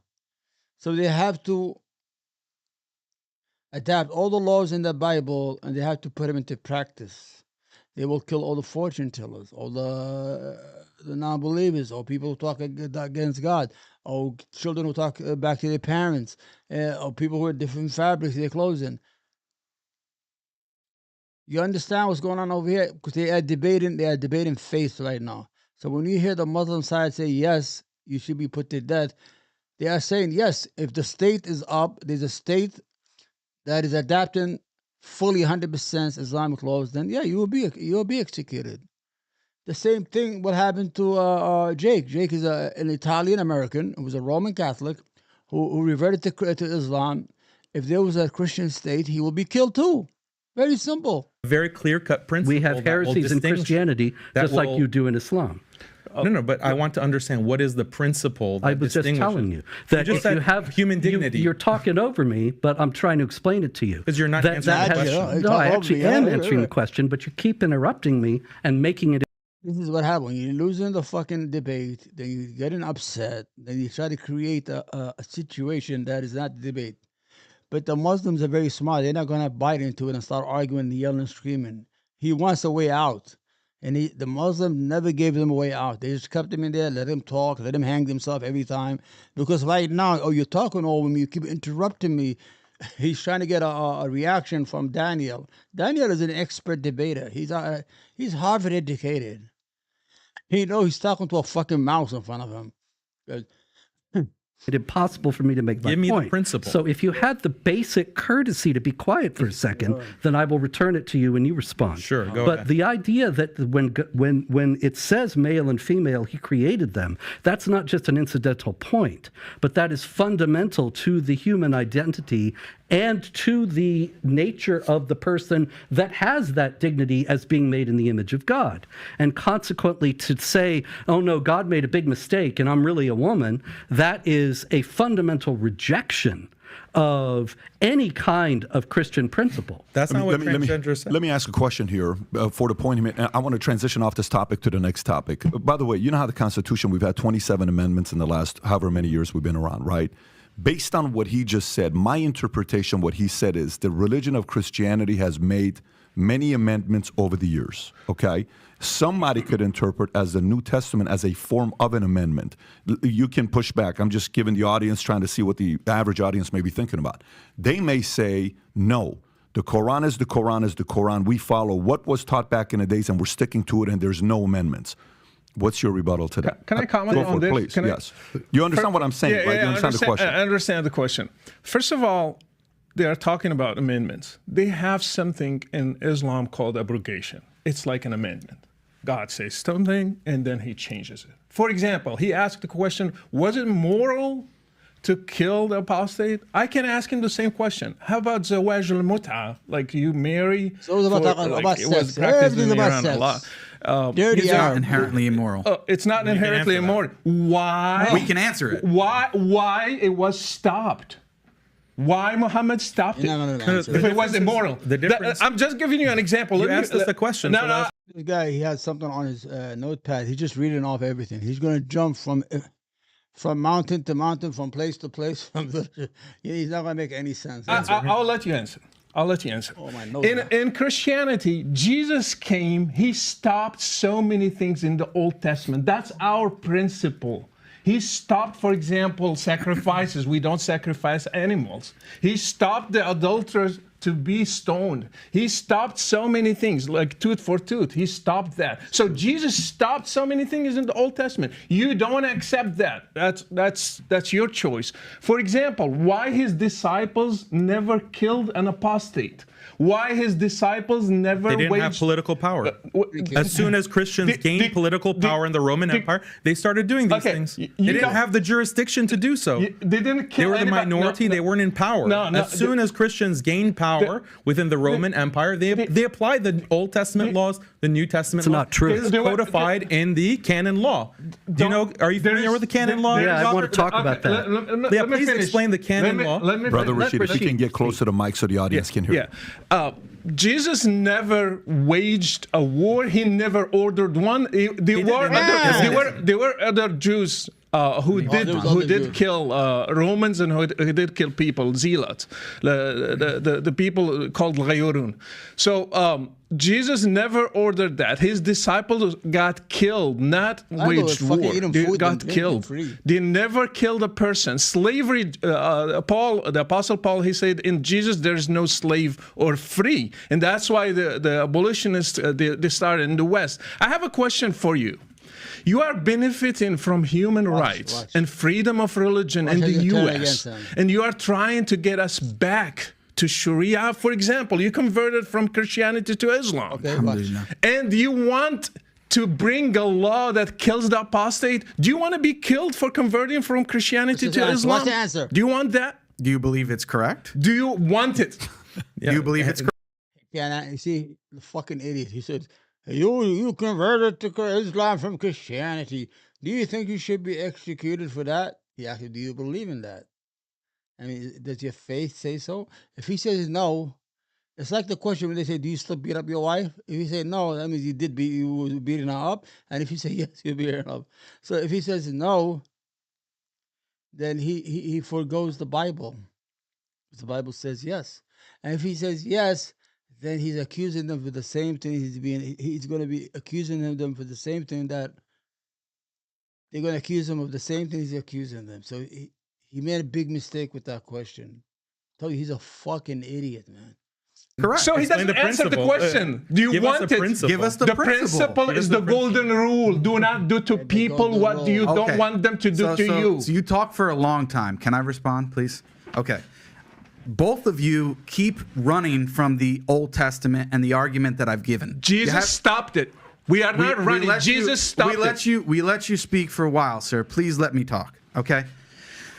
Is Jesus God? Well, yes, the answer is yes. You do believe that.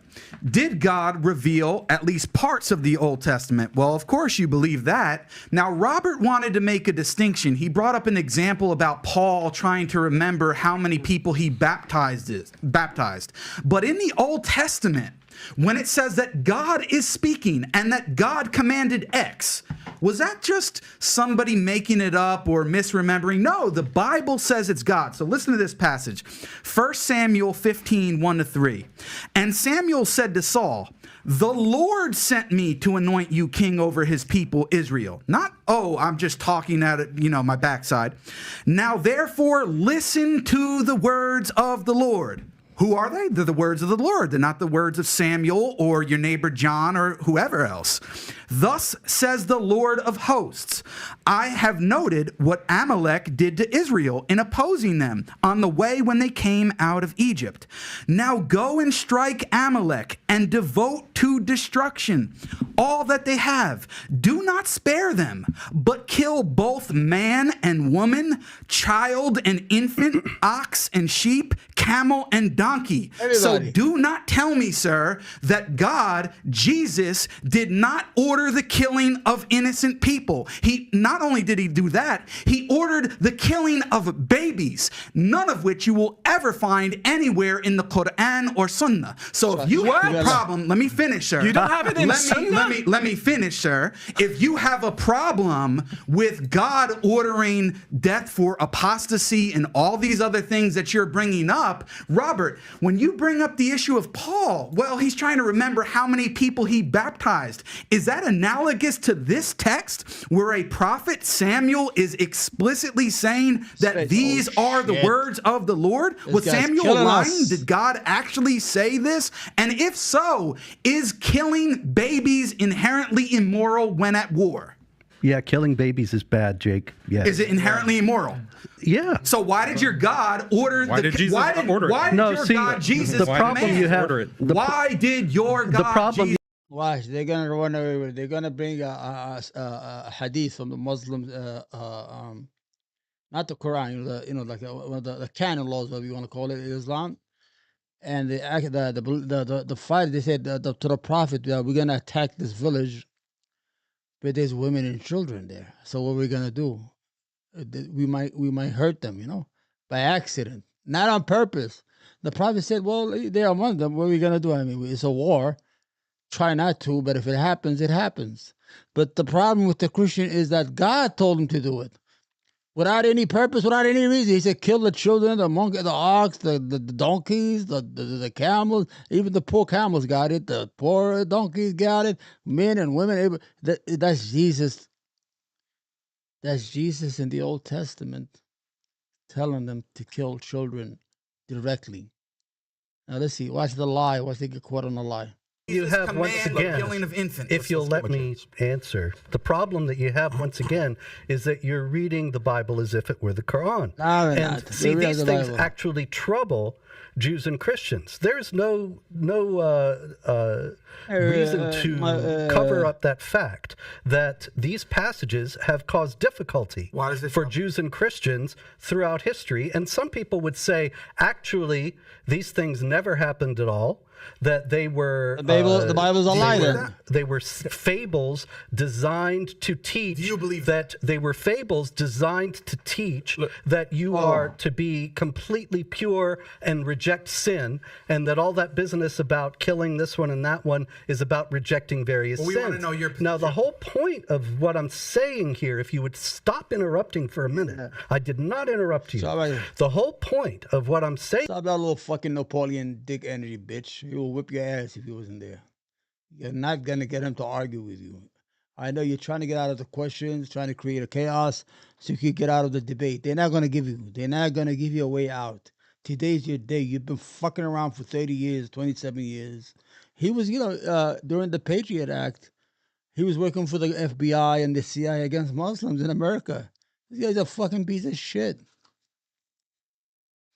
Saying here is that these passages, precisely in the fact that they have caused trouble for Jews and Christians and have led to differing interpretations of them, demonstrate that the Jews and Christians both have an evolving understanding that comes from later revelations and that comes from their own interpretation of the revelations that they received, such that they can say unequivocally that, yes, killing innocent people is wrong. Whereas you have Muhammad, and they ask him, you're throwing rocks, you're catapulting stones into the infidels' city, and they got women and children in there, and he says, oh, they're among them. In other words, it doesn't really matter if you kill women and children because they're all infidels. And you don't have any kind of critical stepping back and saying maybe that is not to be. That's the one I'm talking about. Can you read this to him? He Yeah. said there is no Permissibility. nowhere in Sunnah. They're Just not gonna read read the it, whole please. thing. This is Sahih Muslim, Yeah, and I'll which is respond one of to it. I know the the text. hadiths. Well, you said Permissibility there of is none. killing I women know and the children text. in night raids. Can you So long See, this is not even the Quran. The problem with the Christian is the Muslim who are scholars. They know everything by heart. So they're reading something from a totally different book, from an author or somebody who's a learned or what do you call them, a scholar. But they know the books. So what they're reading, the guys know already what he's reading before even reading it. Remember, he said, "Oh, I know what that is. What you're reading. Watch." Start from the beginning. Start from the beginning. Go for Read it. the actual text. Will you stop interrupting me? I did not interrupt you. Permissibility of killing women and children in night raids, so long as it is not done deliberately. It is reported on the authority of Sa'd ibn Jathama that the Prophet of Allah, when asked about the women and children of the polytheists being killed during the night raid, said they are from them. And this is They are Sahih Muslim polytheists. Can we respond? 1745a. Can we respond? And that, once I make the point, that is giving permission. And that's actually was invoked by Zarqawi, That's the not Al-Qaeda God. leader in Iraq. You have a problem, Spencer. This is not God talking. And you didn't even read the whole thing. You try to fucking stitch something together to make it look bad. This is how they work. This is what they do. This is their business. That's how they make their money, to stitch things together. To make, the Muslims are evil, the Muslims are that, the Muslims do that, just, to make money off it.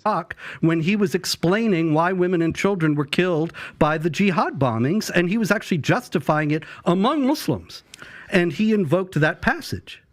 Okay, so the difference is if you actually read the next hadith afterwards, it clarifies it, sir. And yes, if you're talking about bombardment or collateral damage in which an infant or child or a woman may be harmed Inadvertently. inadvertently and unintentionally, then yes, that can happen. It's not a good thing that we enjoy in war, but if it happens, so be it. The difference is that in this text, it's specifically commanding from God. And what you said before, well, some Christians say, well, it's not actually historical. Maybe it didn't happen. Well, I don't care about other Christians, with all due respect. For this conversation, we're talking to the two of you and the two Muslims, and we are representing our positions. So we want to know from you, do you believe that 1 Samuel 15, 1-3 was revealed by God and that God himself ordered directly, intentionally for the killing of babies and infants? Let me answer that. You are judging a war that happened 3,000 years. So this guy, the fucking idiot here, the village idiot, he said, well, you're judging the war that happened 3,000 years ago. Okay, then you're judging a war that happened 1,500 years ago. If we're going about centuries, we have, you know what I'm saying? It's still the law. It's in the Bible. We're not talking about. We're not talking about some historical fact. Years ago, Is it by this, historical? just wait. You are judging a war that happened 3,000 years ago by the standards of today. The difference between the Old Testament and Islam, we believe those applied for those circumstances and stayed there. These should not be applied today. Islam jihad should be applied in the time of Muhammad, today and forever. So killing the kids of polytheists, Muhammad answered, they are from them. They are just polytheists like them. So it's okay to kill them. And let me tell you about killing kids. How you define a kid? In the raid of Bani Qurayza. Bani Qurayza, a Jewish tribe. All right, I'm going to explain to you guys. You want to get educated on the Jews of Bani Qurayza? Well, the city of Medina, when the Muslim state was just starting, they were just building the Islamic State when the Muslims ran away from Mecca. So when the people of Mecca came to attack Medina, they made an agreement between the Jews and the Muslim who lived in the city. It's called Medina, was Medina right now. Since the Jews lived on one part at the end of the town, under the city, it's a small village, their duty was to protect their side, not to let anybody in. It's a war. So they made a pact to defend the city. What the Jews did is they were helping they were sneaking those people in. They were not defending their part. So when the Muslims found out they're being attacked through the Jewish quarters, because the Jews of Arabia opened that part of the city, the Jewish army, the Muslim soldiers, whatever you want to call them, came and defeated the people who had infiltrated the city, closed that line, and took all the Jewish men to a prison and defended the city. When the war is over, they held a trial, and they were found guilty of treason. Because what was going to happen? If those people from Mecca had infiltrated the city and took over, they would have executed all the Muslims. Because why? Because the Jewish did not live up to their pact, and they let these people in. So it was kill or be killed. So the only law that could apply was treason, and they had to be executed. Because if they had succeeded, the Muslims would have been dead. Very simple. Don't try to get to the Jews of Qurayza, whatever. Fuck you. Muhammad came and he said, check the hair of puberty for every kid. They asked him, oh, Prophet, what are we going to do here? Maybe there's some children in there. He said, well, listen, we don't know their ages. They didn't have birth certificates at that time. So you probably have 15, 16 years old. He said, check if they have puberty hair, like if they have hair on their fucking peanuts. That means they're already men. You understand? They developed. They didn't have birth certificates to know how old people are. Thank you. Good. If you find one hair, you can kill him because he's considered an adolescent. So they killed 600 people on that day. You want to tell me? Because if those 600 people had succeeded in letting the Arab armies into the city, you will have thousands of people dead. Men, women, and children who had escaped Mecca to live in Medina. So listen, fuck it. They cut their head off. They deserved every single thing, because that's treason. That's like me. Let's say we have a war, and we, the Arabs, were in the Mexican border, like in Texas, and we made a pact. Listen, don't let those Mexicans in. We go, no, we're gonna fight them. We have a pact. We're allies. As soon as the war starts, we start letting the Mexicans in. And what's going to happen if those Mexicans succeed in taking over the country? They were going to kill all the Americans. So what did we do after? Then the Americans put the army there. They steal the border. They take those Arabs hostage. They have to kill them. Why? Because they treason. Because they treason was so bad, it was going to cause the murder and killing of all the Muslims in Medina. Very simple to understand. They should not be argued. And this guy is a fucking idiot. And Patrick, I don't know who gave you these people. I think they did you wrong, because this is not a debate. There is no scholar. They're not debating the Bible. They debating two idiots whose only claim to fame is they hate Islam and they hate Muhammad. That's it. that doesn't exist in Islam. Yeah, I know it exists in Islam. And I know if you got authority today, you will do it. Here's what I want to do. I want to have Daniel give a response, and then I'm going to go to the next topic. Go for it, Go Daniel. to the bathroom. Okay, so Banu Qurayza, that was a tribe that betrayed the Muslims in war. So that was an act of treason. Every legal system in history, every religion, when you do an act of treason in war, what's the punishment for that? Capital punishment. And that was what was applied. The punishment fit the crime.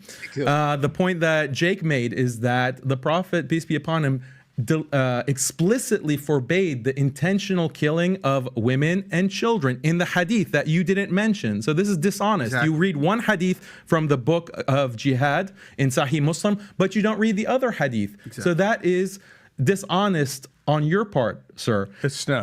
And then let's bring it back, to the overall picture, because for your viewers, many of them might not be Muslim or Christian. They think like, both of you guys are crazy. Both of you, your religions sound ridiculous. So I want to defend not only traditional Islam, but also traditional Christianity. I want. Look at his face. He hit him so hard because he took away his platform, whatever he had, whatever little platform he had. He said, "I don't want to defend this Islam. I want to defend even Christianity." That was the final nail on his coffin. I said, "Look at his face. He knew he was had. That's it." Want to defend. I think that's what building bridges is really about. Defending traditional religion, where every religion has conquest, it has violence, it has rules of war. And guess what? We live in a world of realpolitik. Every nation is engaging in war of conquest, expanding its influence and using violence as a means. The US is the biggest perpetrator of that. The Russia now is doing that in Ukraine, endorsed by the Orthodox Church, by the way. You have China, who is also expanding its influence. So every society, every culture, every traditional religion says, yes, use means and violence if necessary to expand your influence and to conquer and to conquest and to impose what? Your values. That is something universal. As Muslims, we're proud of that. As Muslims, we're proud of that. We're proud of our religion, and we're not going to reform it and modify it. It's only modern Christians, actually, and these other religions that are reforming their traditional beliefs in deference to what? In deference to this hegemony that I'm talking about, the liberal secular powers, and saying, no, our religion is just about peace. Our religion is just about like no violence, no nothing. Okay, you have to throw all your traditional texts under the bus. Muslims are not willing to do that. And that argument has been made clearly, and the audience has to decide which to them seems more of a faith, which leads me to the next question.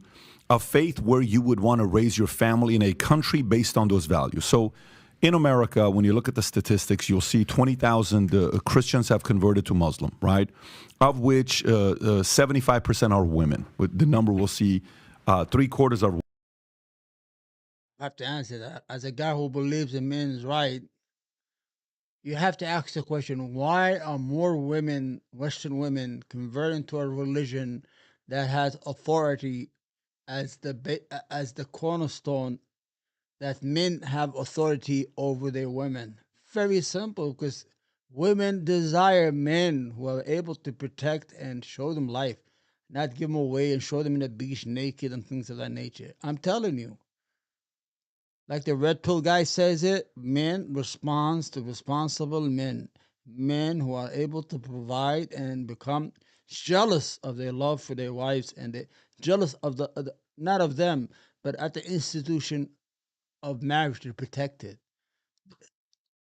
If this religion was so evil and hated women, why are 75% of reverts or converts, whether in Germany, whether in the United States, are all women, all Western women are converting to Islam?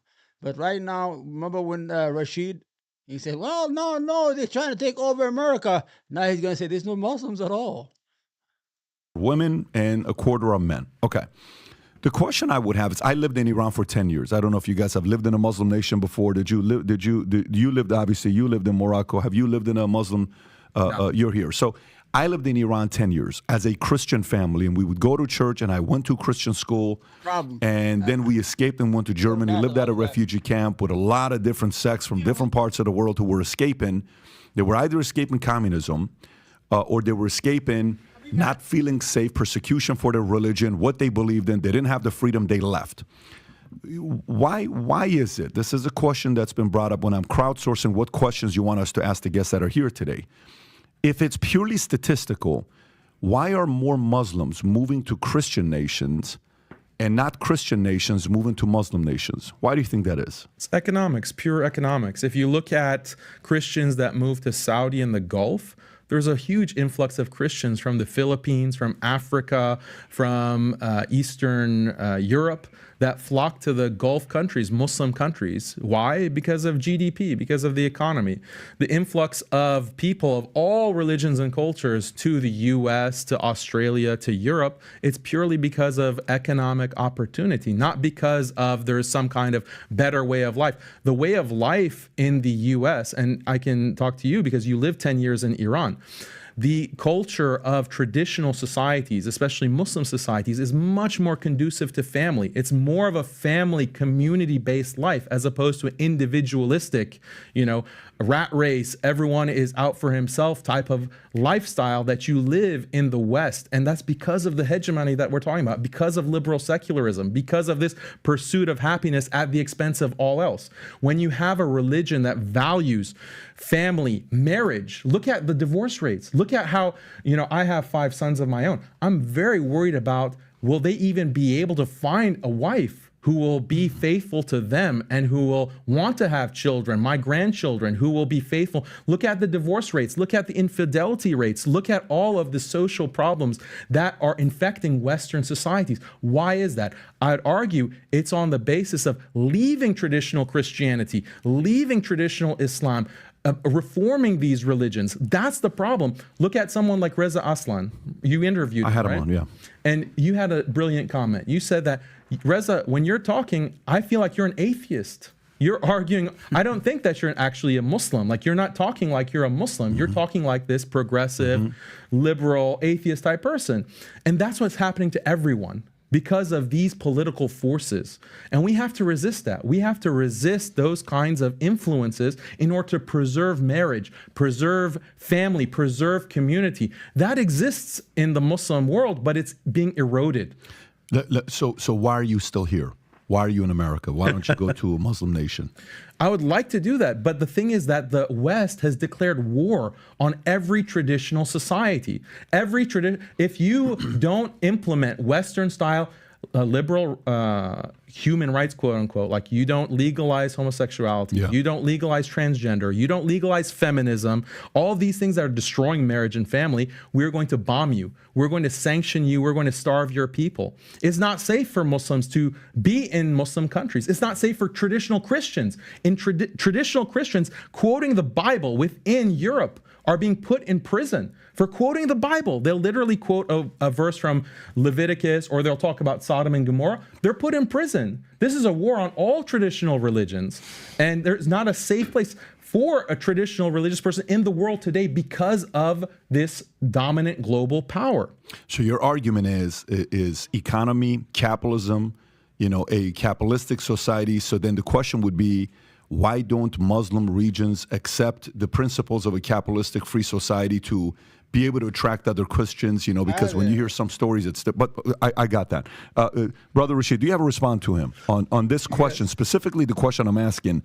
Why do Christian nations attract Muslims, but Muslim nations not attract Christians? He said economy is the first reason, Yes. but other reasons exist too. I have seen so many Saudi girls leaving Saudi Arabia, going to Canada and the US and the UK, asking for all this talks about sex, girls running away, boys, sex, rape, things of that nature. There's nothing like concrete to talk about.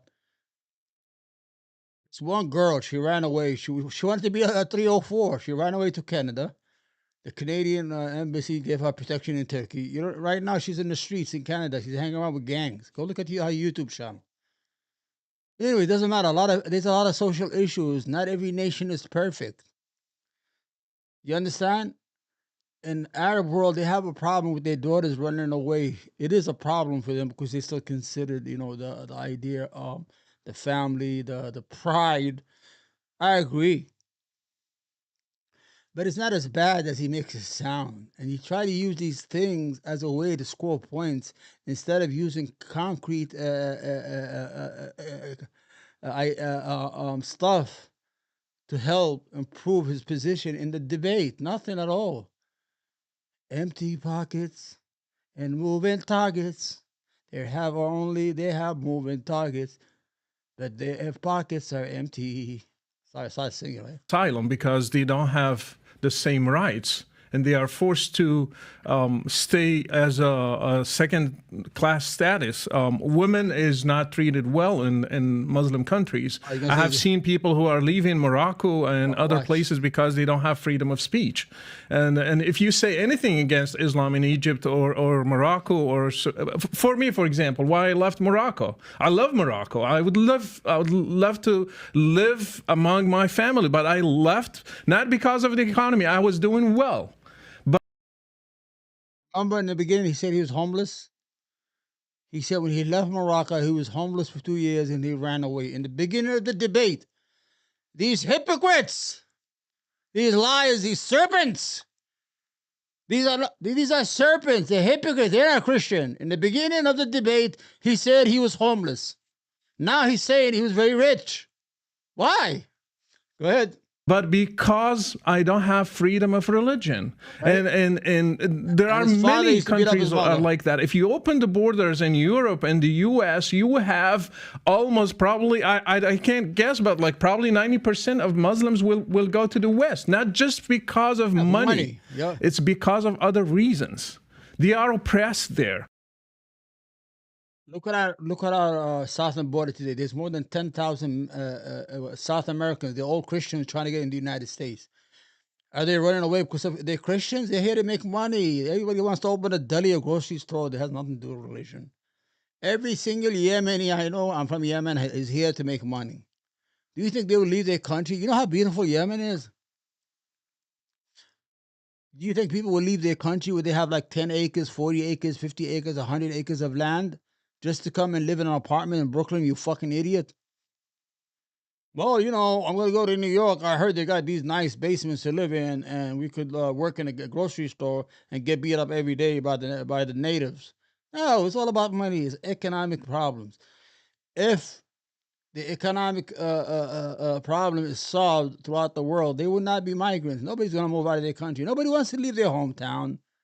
Nobody wants to leave their city. Come on, let's be honest.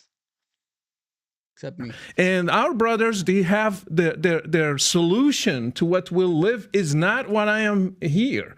Right. Of course, we have a problem in the West, but the solution they are given is worse than what we have today. For example, LGBTQ, whatever, they will kill them if we bring, let's say, let them govern with Islam today. They will throw them from a higher building. That's their punishment. I'm not with that. But we're going to have that problem because right now I think maybe 80% of this LGBTQ shit is in the head. 10 years ago, I never heard of this until 2015. Never heard of it. I knew there was some men that were born with not either a girl or a woman, and they have to do surgery to pick that sex. That I knew. They call it a hemorrhoid or hemorrhoid. I don't know what the word is. But I think right now it has become a style. If somebody's bored, especially these young men, incels, because most of them are young men who are becoming transgender to women because they stay home, they can't get no attention. I mean, I don't know. But this guy's making it sound crazy. I'm not either this, the two extremes, either this or that. Yeah. Islam is not going to give a solution. Why we have human rights in the West? Why everything we are enjoying today, it came from the West? For example, women's rights came from the West. Abolishing slavery. Women's rights were in Islam in the 6th century. Women were allowed to own property and inherit property. In Europe in 1881, they were still debating whether women have souls. Fucking idiot. They were debating whether women have souls, whether they are going to go to heaven or to hell. And if he's talking about the liberation of women now, I don't know, is that really a liberation? In the 70s, when they took the women out of the homes and took them to work because they want their labor, and destroy the house, destroy the raising of children. Is that really liberation? It wasn't liberation. It's a war crime they did on women by bringing them out and telling them, listen, you got to be independent, you got to have your own money, you got to go to work. But after that, where's the children? Some of them are not having children. And those who have, where's the children? They're watching TV while I'm at work. That's it, it's over. Well, where's your husband? My husband left because he could not take it no more. Why? Because I was arguing with him because I said, I'm independent, I make money, I'm not like you no more. Good. Came from the West. Freedom of speech, freedom of religion came from the West. You name it. Just give me anything. Democracies came from the West. So do you want us to live under an authoritarian system and you cannot even question it? And if you say anything against it, you will be condemned to death. For example, if I say Islam is not the right way to God, I cannot say that in a Muslim country. I will be punished for that. Why? So we're enjoying freedom of speech, freedom of religion, democracy. We can say our opinion. We can have a podcast. A lot of people have this mistake of freedom of speech and the right to insult other people. This is what I had a conversation with some fucking idiot. You don't have the right to insult. Your freedom of speech is to express yourself, but not to insult other people's life and beliefs. There should be a difference. There should be a line over there. Like, okay, you could do whatever you want with your life. You could believe in what you believe, but leave me out of it. Your freedom does not start by ending mine. You understand what I'm saying here? These people don't understand the idea what freedom is. Oh, I'm free. Now I can call everybody names. You're this, you're that, you're an idiot, you look like a dog. That's not speech. That's not freedom of speech. That's called freedom of insult. Like that without a problem. Guess what? In Morocco, when I became a Christian, we met as Christians in closed doors. We couldn't sing. We couldn't baptize people. We couldn't name our kids Christian names. You cannot name him Luke or Mark or anything. You have to name him Muhammad and Omar and Abu Bakr. You can't name them Christian names. We have a lot of Muslim Christian here. Yusuf is Joseph. Ayub is Ayub. What other names? Salman, Sulaiman, Solomon, Adam. Ibrahim is Abraham. Let me see if I can come up. The problem with the Christian is they changed their name with a J. Instead of Yaqub, they say Jacob. The letter J did not come into being until the 14th century. So he's lying. We use all names of the prophets from the Bible of the Jews and the Bible of the Christians. A lot of names. Even Robert, R-O-B-R-T. We use a lot of these names. Craig. You understand? This guy is like the devil. The other guy is evil, and this is the devil. This guy just to throw fire.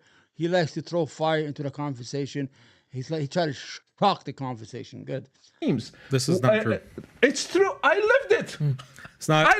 In Islamic law, okay, do you know Ahkam Ahlul Dhimma? Do you know the principle? I'm not Ahlul Dhimma. I'm an apostate. Yeah, you don't talk about other Christians. Christians can name their children. You lived in a Muslim country. Okay, let me you be named Patrick, or was that against the law? The idiot forgot that Patrick was living in Iran. The guy was holding the forum. Go ahead, Patrick. Let me finish. I am a convert from Islam to Christianity. That's and I had hundreds like me, girls and boys. We were gathering. We were afraid of police. And we got arrested many times. We got interrogated. So let me get this straight. So I want to understand what both of you are saying. So for us, I was born in a Muslim country. My name is Patrick. My sister's name is Paulette. You're saying if a Muslim converts to Christian, you can't just name your kids anything. You have to name them those specific names. Yes. And you're okay with that?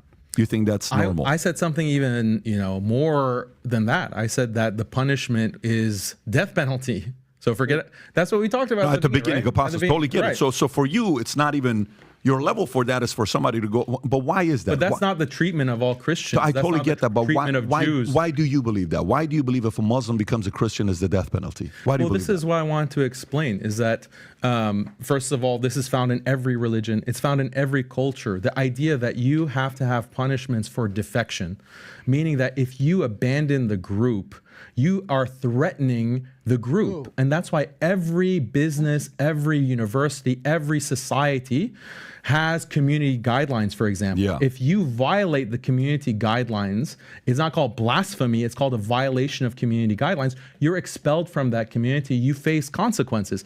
But it goes beyond that because you have restrictions on your speech, right? We can't look at, this YouTube channel. I can't say certain things on this live stream. Otherwise, the video will be banned. Your channel will get in trouble. And then you can be prosecuted. You can face all kinds of consequences. Again, go back to your Glenn Greenwald interview, your interview with Whitney Webb. Look at the power structures that restrict speech. They restrict thought. Why? In order to preserve the power structure.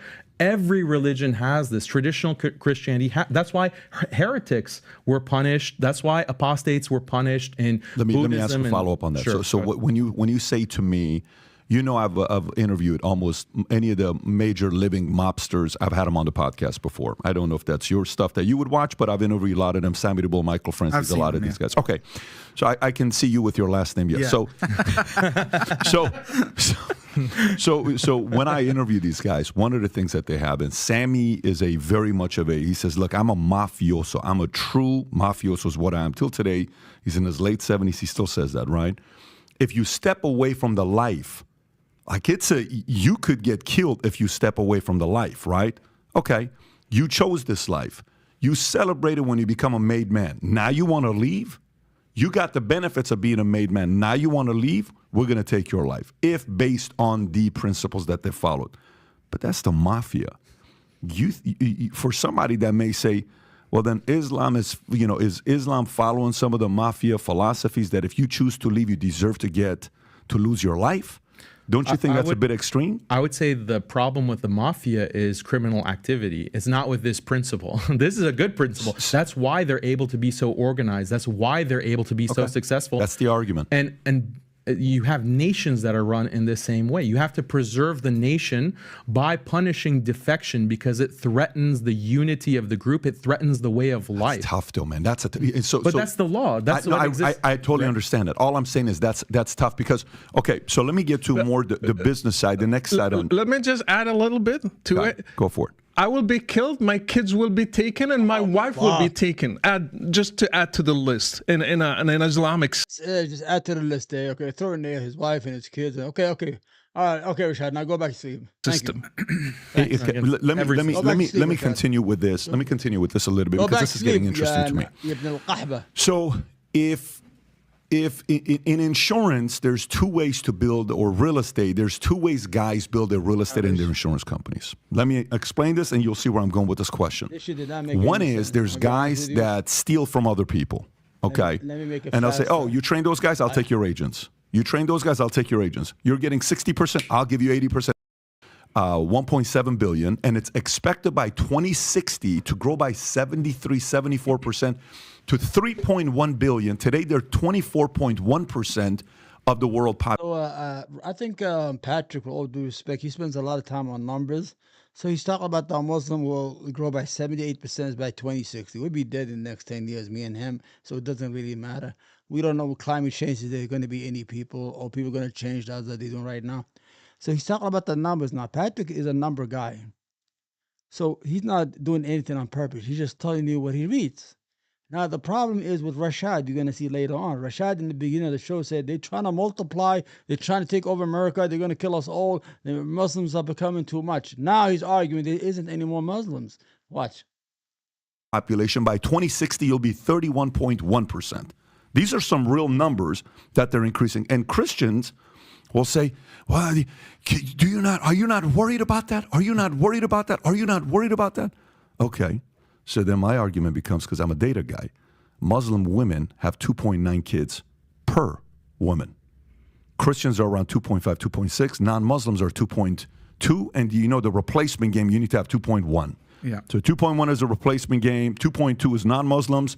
Christians are 2.6, and then you have Muslims eating away 2.9. By the way, in the 90s, you were at 4.3, 4.5. Yeah. In 1990, 1995, 30 years ago, you were at 4.5, 4.3. So where am I going with this? So where I'm going with this is if this goes the way it does, and they do what they do, it is very natural that the Senate, that Congress, that House, that governors are going to be ran by Muslims. Right now, you have 3 that are there. You mentioned the names earlier. There used to be 1 in the past. That's 4. But we had 82 in the midterm election who are Muslims that got elected to city, state, different kind of jobs that they had record-breaking ever, right? So if I don't look at it from the faith standpoint, if I don't look at it from the religion standpoint, if I don't look at it from the argument of who's right, who's wrong, Muhammad, Jesus, if I don't look at it from there, I would simply say their strategy of growing is kicking Christians' tail. So then Christians can either sit there and complain about it or they can do something about it. But Christians don't want to have that many kids. Christians are not having 4, 5, 6 kids. He has 5. You said you have 5 sons? 5 sons? Okay, he's got 5 sons. I don't know how many of you have 5 sons at this table. I got 2 and 2 girls. 5 sons is going to be the rest of us, right? If he's going to keep having these kids. So what is your solution as a Christian? And I'm purely talking business right now. The business of religion is what I'm talking right now. According to the business of religion, they're going to win. And there's nothing Christians can do about it. By the business, you can sit and argue the faith all you want. They're getting their people and their kids baptized because their job isn't recruiting Christians to become Muslims. They've only converted 20,000. That's not a lot. It's not a big number. But they're getting more kids and they're raising their kids with the loyalty to the parents and they're following that faith and they're growing bigger and we're not doing that. What are your thoughts to that? Well, if you're asking me what the solution is, obviously Christians have to recover a sense of their faith and a sense of what's at stake. Because what you're talking about will happen if this continues is that the United States will look like Egypt or Saudi Arabia or Iran. Those were not always the heart of the Islamic world. Those were conquered and Islamized. And the Christians were, like Rashid was saying, were made second class, made subject to all kinds of humiliating and discriminatory regulations, and had to pay a special tax that's specified in the Quran, chapter 9, verse 29. And they ultimately, most of them in those areas, and in North Africa, other areas like that, many of them thought, why am I suffering this and having to live in this way? All I have to do is convert to Islam and I can live a decent life. And most of them did. And so you have areas that were 99% Christian and now they're 99% Muslim. And so people don't realize, they look at Egypt and they say, well, that's the Islamic world. They don't realize that these things are always in flux and that exactly what happened there is beginning to happen in the West. And so I think that if Christians were to come to realize what's at stake, which would be extraordinarily difficult given the amount of propaganda and falsehood that's spread about these issues in the mainstream, then they might begin to realize that they need to take What's the solution, though? What's the next steps? What is the solution from your standpoint? They have to have larger families, certainly, and have to meet the dawah, the proselytizing initiatives, and be able to answer all the objections, to show the inhumane aspects of Christians Islam. are not that united. These guys are united. Exactly. So Christians are competing against each other. Muslims are more united. No, I disagree to that. We have Shia, we have Sunni. They are fighting each other. They're killing each other. Fair enough, yes. And so they are not really united. And if you go to Salafis, they will make the Sufis as mushriks. But would you agree that Sunnis and Shias are united at least in the values? No. There's 2 things, right? In the beginning of the show, he said he was poor. Then in the middle of the show, he said he was rich, right? We saw that, right? In the beginning of the show, they said the Muslims were multiplying. They were trying to take over America. And if they take over America, they're going to kill everybody. Because there's so many of them and they multiply. And now he's saying, no, don't be fooled. There's no Muslims. They're just Muslims in name. They have those different sects. They are divided. There's only, listen. I want to show you the hypocrisy it is. This motherfucker's a hypocrite. I hate the hypocrites, man. Not necessarily because, the cousin or, that's the history part where who got the passed down. I'm talking purely values and philosophies. You know what? Muslims will claim we are 1.7. And when you ask them details, they will be Ahmadis are not Muslims, Shia are not Muslims. And you will find just the guy in his mosque at the end instead of 1.7. I lived that. When you really scrutinize them, you will find just the guy in his mosque. They are the ones. Actually, Muhammad said his people will divide to 73 groups, and one of them only go to heaven. So 72 of them, they're just like kuffar. They are not really Muslims. So let's go back to that. Replacement rate, for example, in some countries like Iran is below 2.1. In Turkey, it's below 2.1. In others, they are below that. So there is a huge drop. For example, in Morocco, I think it was like 6.9, and now it's like 2.8 or 2.7. So next generation will be below replacement rate. So they will suffer also from.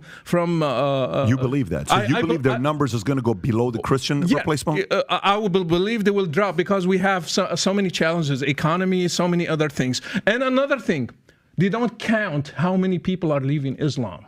We don't have statistics. I have statistics, for example, people who write to me, according just to my show, from Morocco, from Algeria, from Iran, for example. So many people are leaving to atheism, to Christianity, to other worldviews. In Egypt, in Saudi Arabia, so they don't count that. I still count it as a Muslim in the 1.7. Yep. And many people like me. So if they give freedom and we do real surveys, we will have the number less. Another thing, what Islam is left? The West forced Muslims to abolish slavery, to not practice the real Islam, like amputing hands and feet and crucifying. They are now forcing them to have one wife. So Islam, the version of Islam in the Muslim world is not real. That's true. The West are not forcing people to have one wife. They're not. Just a lot of Muslims, it's just too expensive to have two wives. Because in America, in the West, you can have 5 girlfriends. Maybe buy them, take them to the movie, buy them some popcorn, and get a baby out of them. No, in Arabia, if you have 2 wives, you have to take responsibility for the wife and the children. So because they can't do that, they only have 1 child. And the whole there's no competition here. Nobody's trying to outdo each other. Everybody's just trying to live, man. I'm not fucking counting how many people are having fucking babies, man. Even Patrick, what are you doing, man? What are you seeing your time? Really what they are preaching. So what Muslims do we have? According to their standards, probably most of them are kafir. And not only that, it's because of the death penalty for apostasy that this is unreported. But also there was a survey, and people did answer the anonymous survey recently in Iran. Only 40% of the population identified as Muslim. Now that's extraordinary, and it shows how inhumane Sharia Islamic law is. Who ran that poll? Who? I don't remember who ran it, but it's easy to find. We can look it up Rob, here. can you look it up? 1979 to now, we've had Islamic law in Iran, and now 60% of Iranians have. So everything is okay. So why you guys can complain about Islam? If Islam is dying, then it's not dangerous. It's not dangerous. Then what are you guys complaining about? What are you guys writing these books about? If there's Muslims, if the Islamic societies are gonna disappear, they're not having more children. They're not identifying themselves as Muslim. They're becoming obstate or they're becoming atheists. What's the problem? You see how dumb they are. Rejected. They've been arguing a whole hour that Islam and Muslims trying to take over the world. Now they're arguing there's not a lot of Muslims and they divide it and they live in Islam. That's because they've lived it since 1979 and they realize how much they don't like it. Yeah, I just want to comment because they're talking a lot about the supposed disunity amongst Muslims as if you don't have that in Christianity, right? Oh, yeah, you do. You do, right? So, Rashid, I know that Robert here is Eastern Orthodox. He used to be Catholic. What denomination or sect of Christianity do you belong to? Because we are converts in Morocco, we don't follow anything. We just follow. I'm saying, like, do you go to a specific church? I went to. What Bible do you follow? Is it the Protestant Bible of 66 books? Is it the Roman Catholic of 73 books? Or is it the Eastern Orthodox of 83 books? You have to follow one Bible. The brother Jake should ask him, what Bible do you follow? And he would have got the answer right away. Instead of just fucking, I believe in everything. I'm just a convert. Because I don't want to get people mad. I'm going to try to hear. Because he's going to do the grift now here. He thinks he's a star now that he was on Patrick's show. He doesn't know he got fucking crushed. Good. to many. Orthodox, Protestant, I don't care. Okay, so anyway, my point is you have the three main sects in Christianity, the Protestants, the Catholics, the Eastern Orthodox. Historically, they fought with each other over very, what from the outside people would think, well, why are they fighting over this? I mean, today, the Orthodox and Catholics are fighting over doctrines like the Filioque, whether or not the Holy Spirit proceeds forth from the Father and the Son, or the Father alone eternally, and they're completely divided on this, and call each other heretics and all kinds of stuff. So to act as if, right, there's this division among Sunnis and Shia, when, as I think Patrick rightly pointed out, we have much more in common in terms of our actual values. We differ in terms of certain historical doctrines, but that's another story.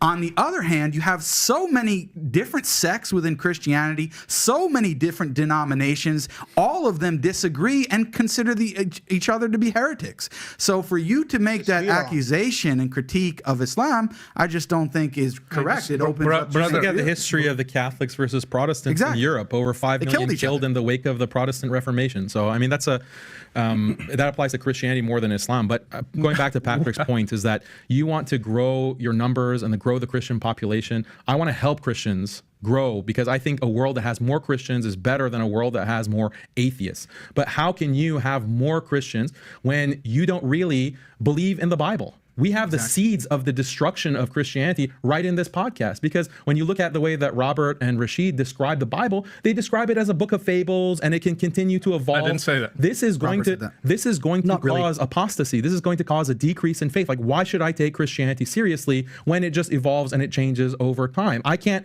connect my practices and my beliefs as a Christian today with the historical Jesus. So why am I going to maintain myself as a Christian? And then also the whole theology, which we haven't discussed at all today. Like, monotheism is 80 to 90% of the world believes in monotheism, in one God.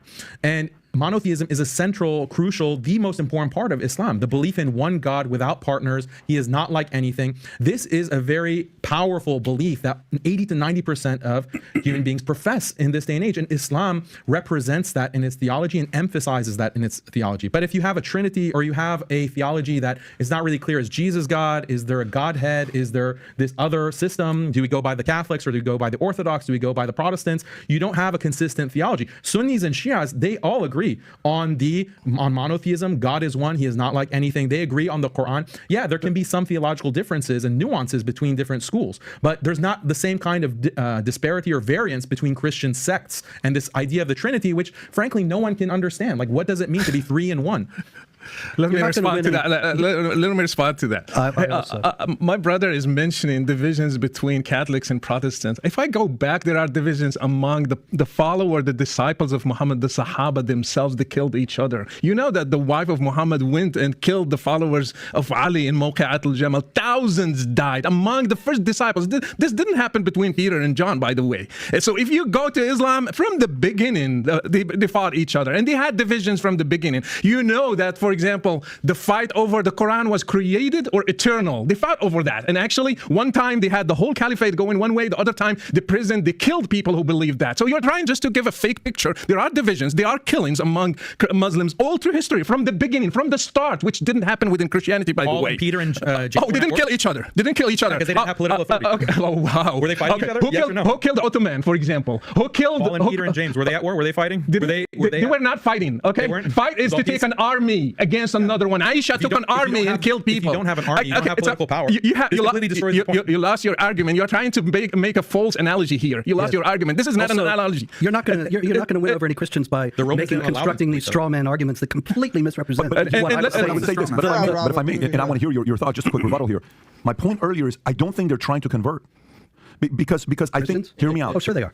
I'm sure they are. But I don't think that's where they rely on. The earlier point I made, their strategy on outgrowing Christians is to internally raise kids from the beginning rather than converting. That's the way they're going to be, able to do what they want to do. So if you want to respond, go right ahead. Well, they are obviously converting Christians because Jake is here. But the fact is that Islam is not really that attractive a message, and so there aren't many people who are converts. Most of the people, like you're saying, the reason why it's growing is because of polygamy and because the women have many, many more children than women in the West do. But in any case, the points that I was making are completely misrepresenting and running with your misunderstanding and claiming I said things I never said. The point that I was making was that the Old Testament and the New Testament, as I said before, are records of an evolving understanding among the people.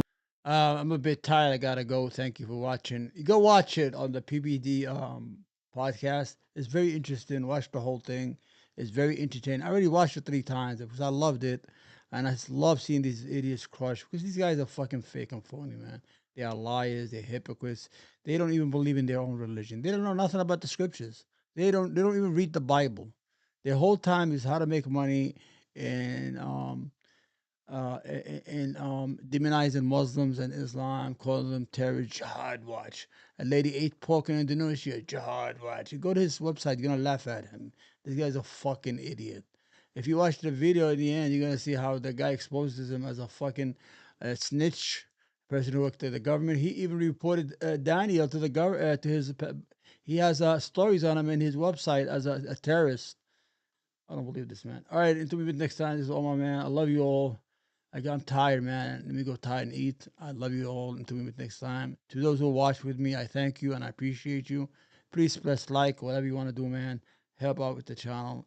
Until we meet next time, this is Omar from the Third Rail, the empowered man. Remember, a strong man has a strong family. Strong man has strong wife and children.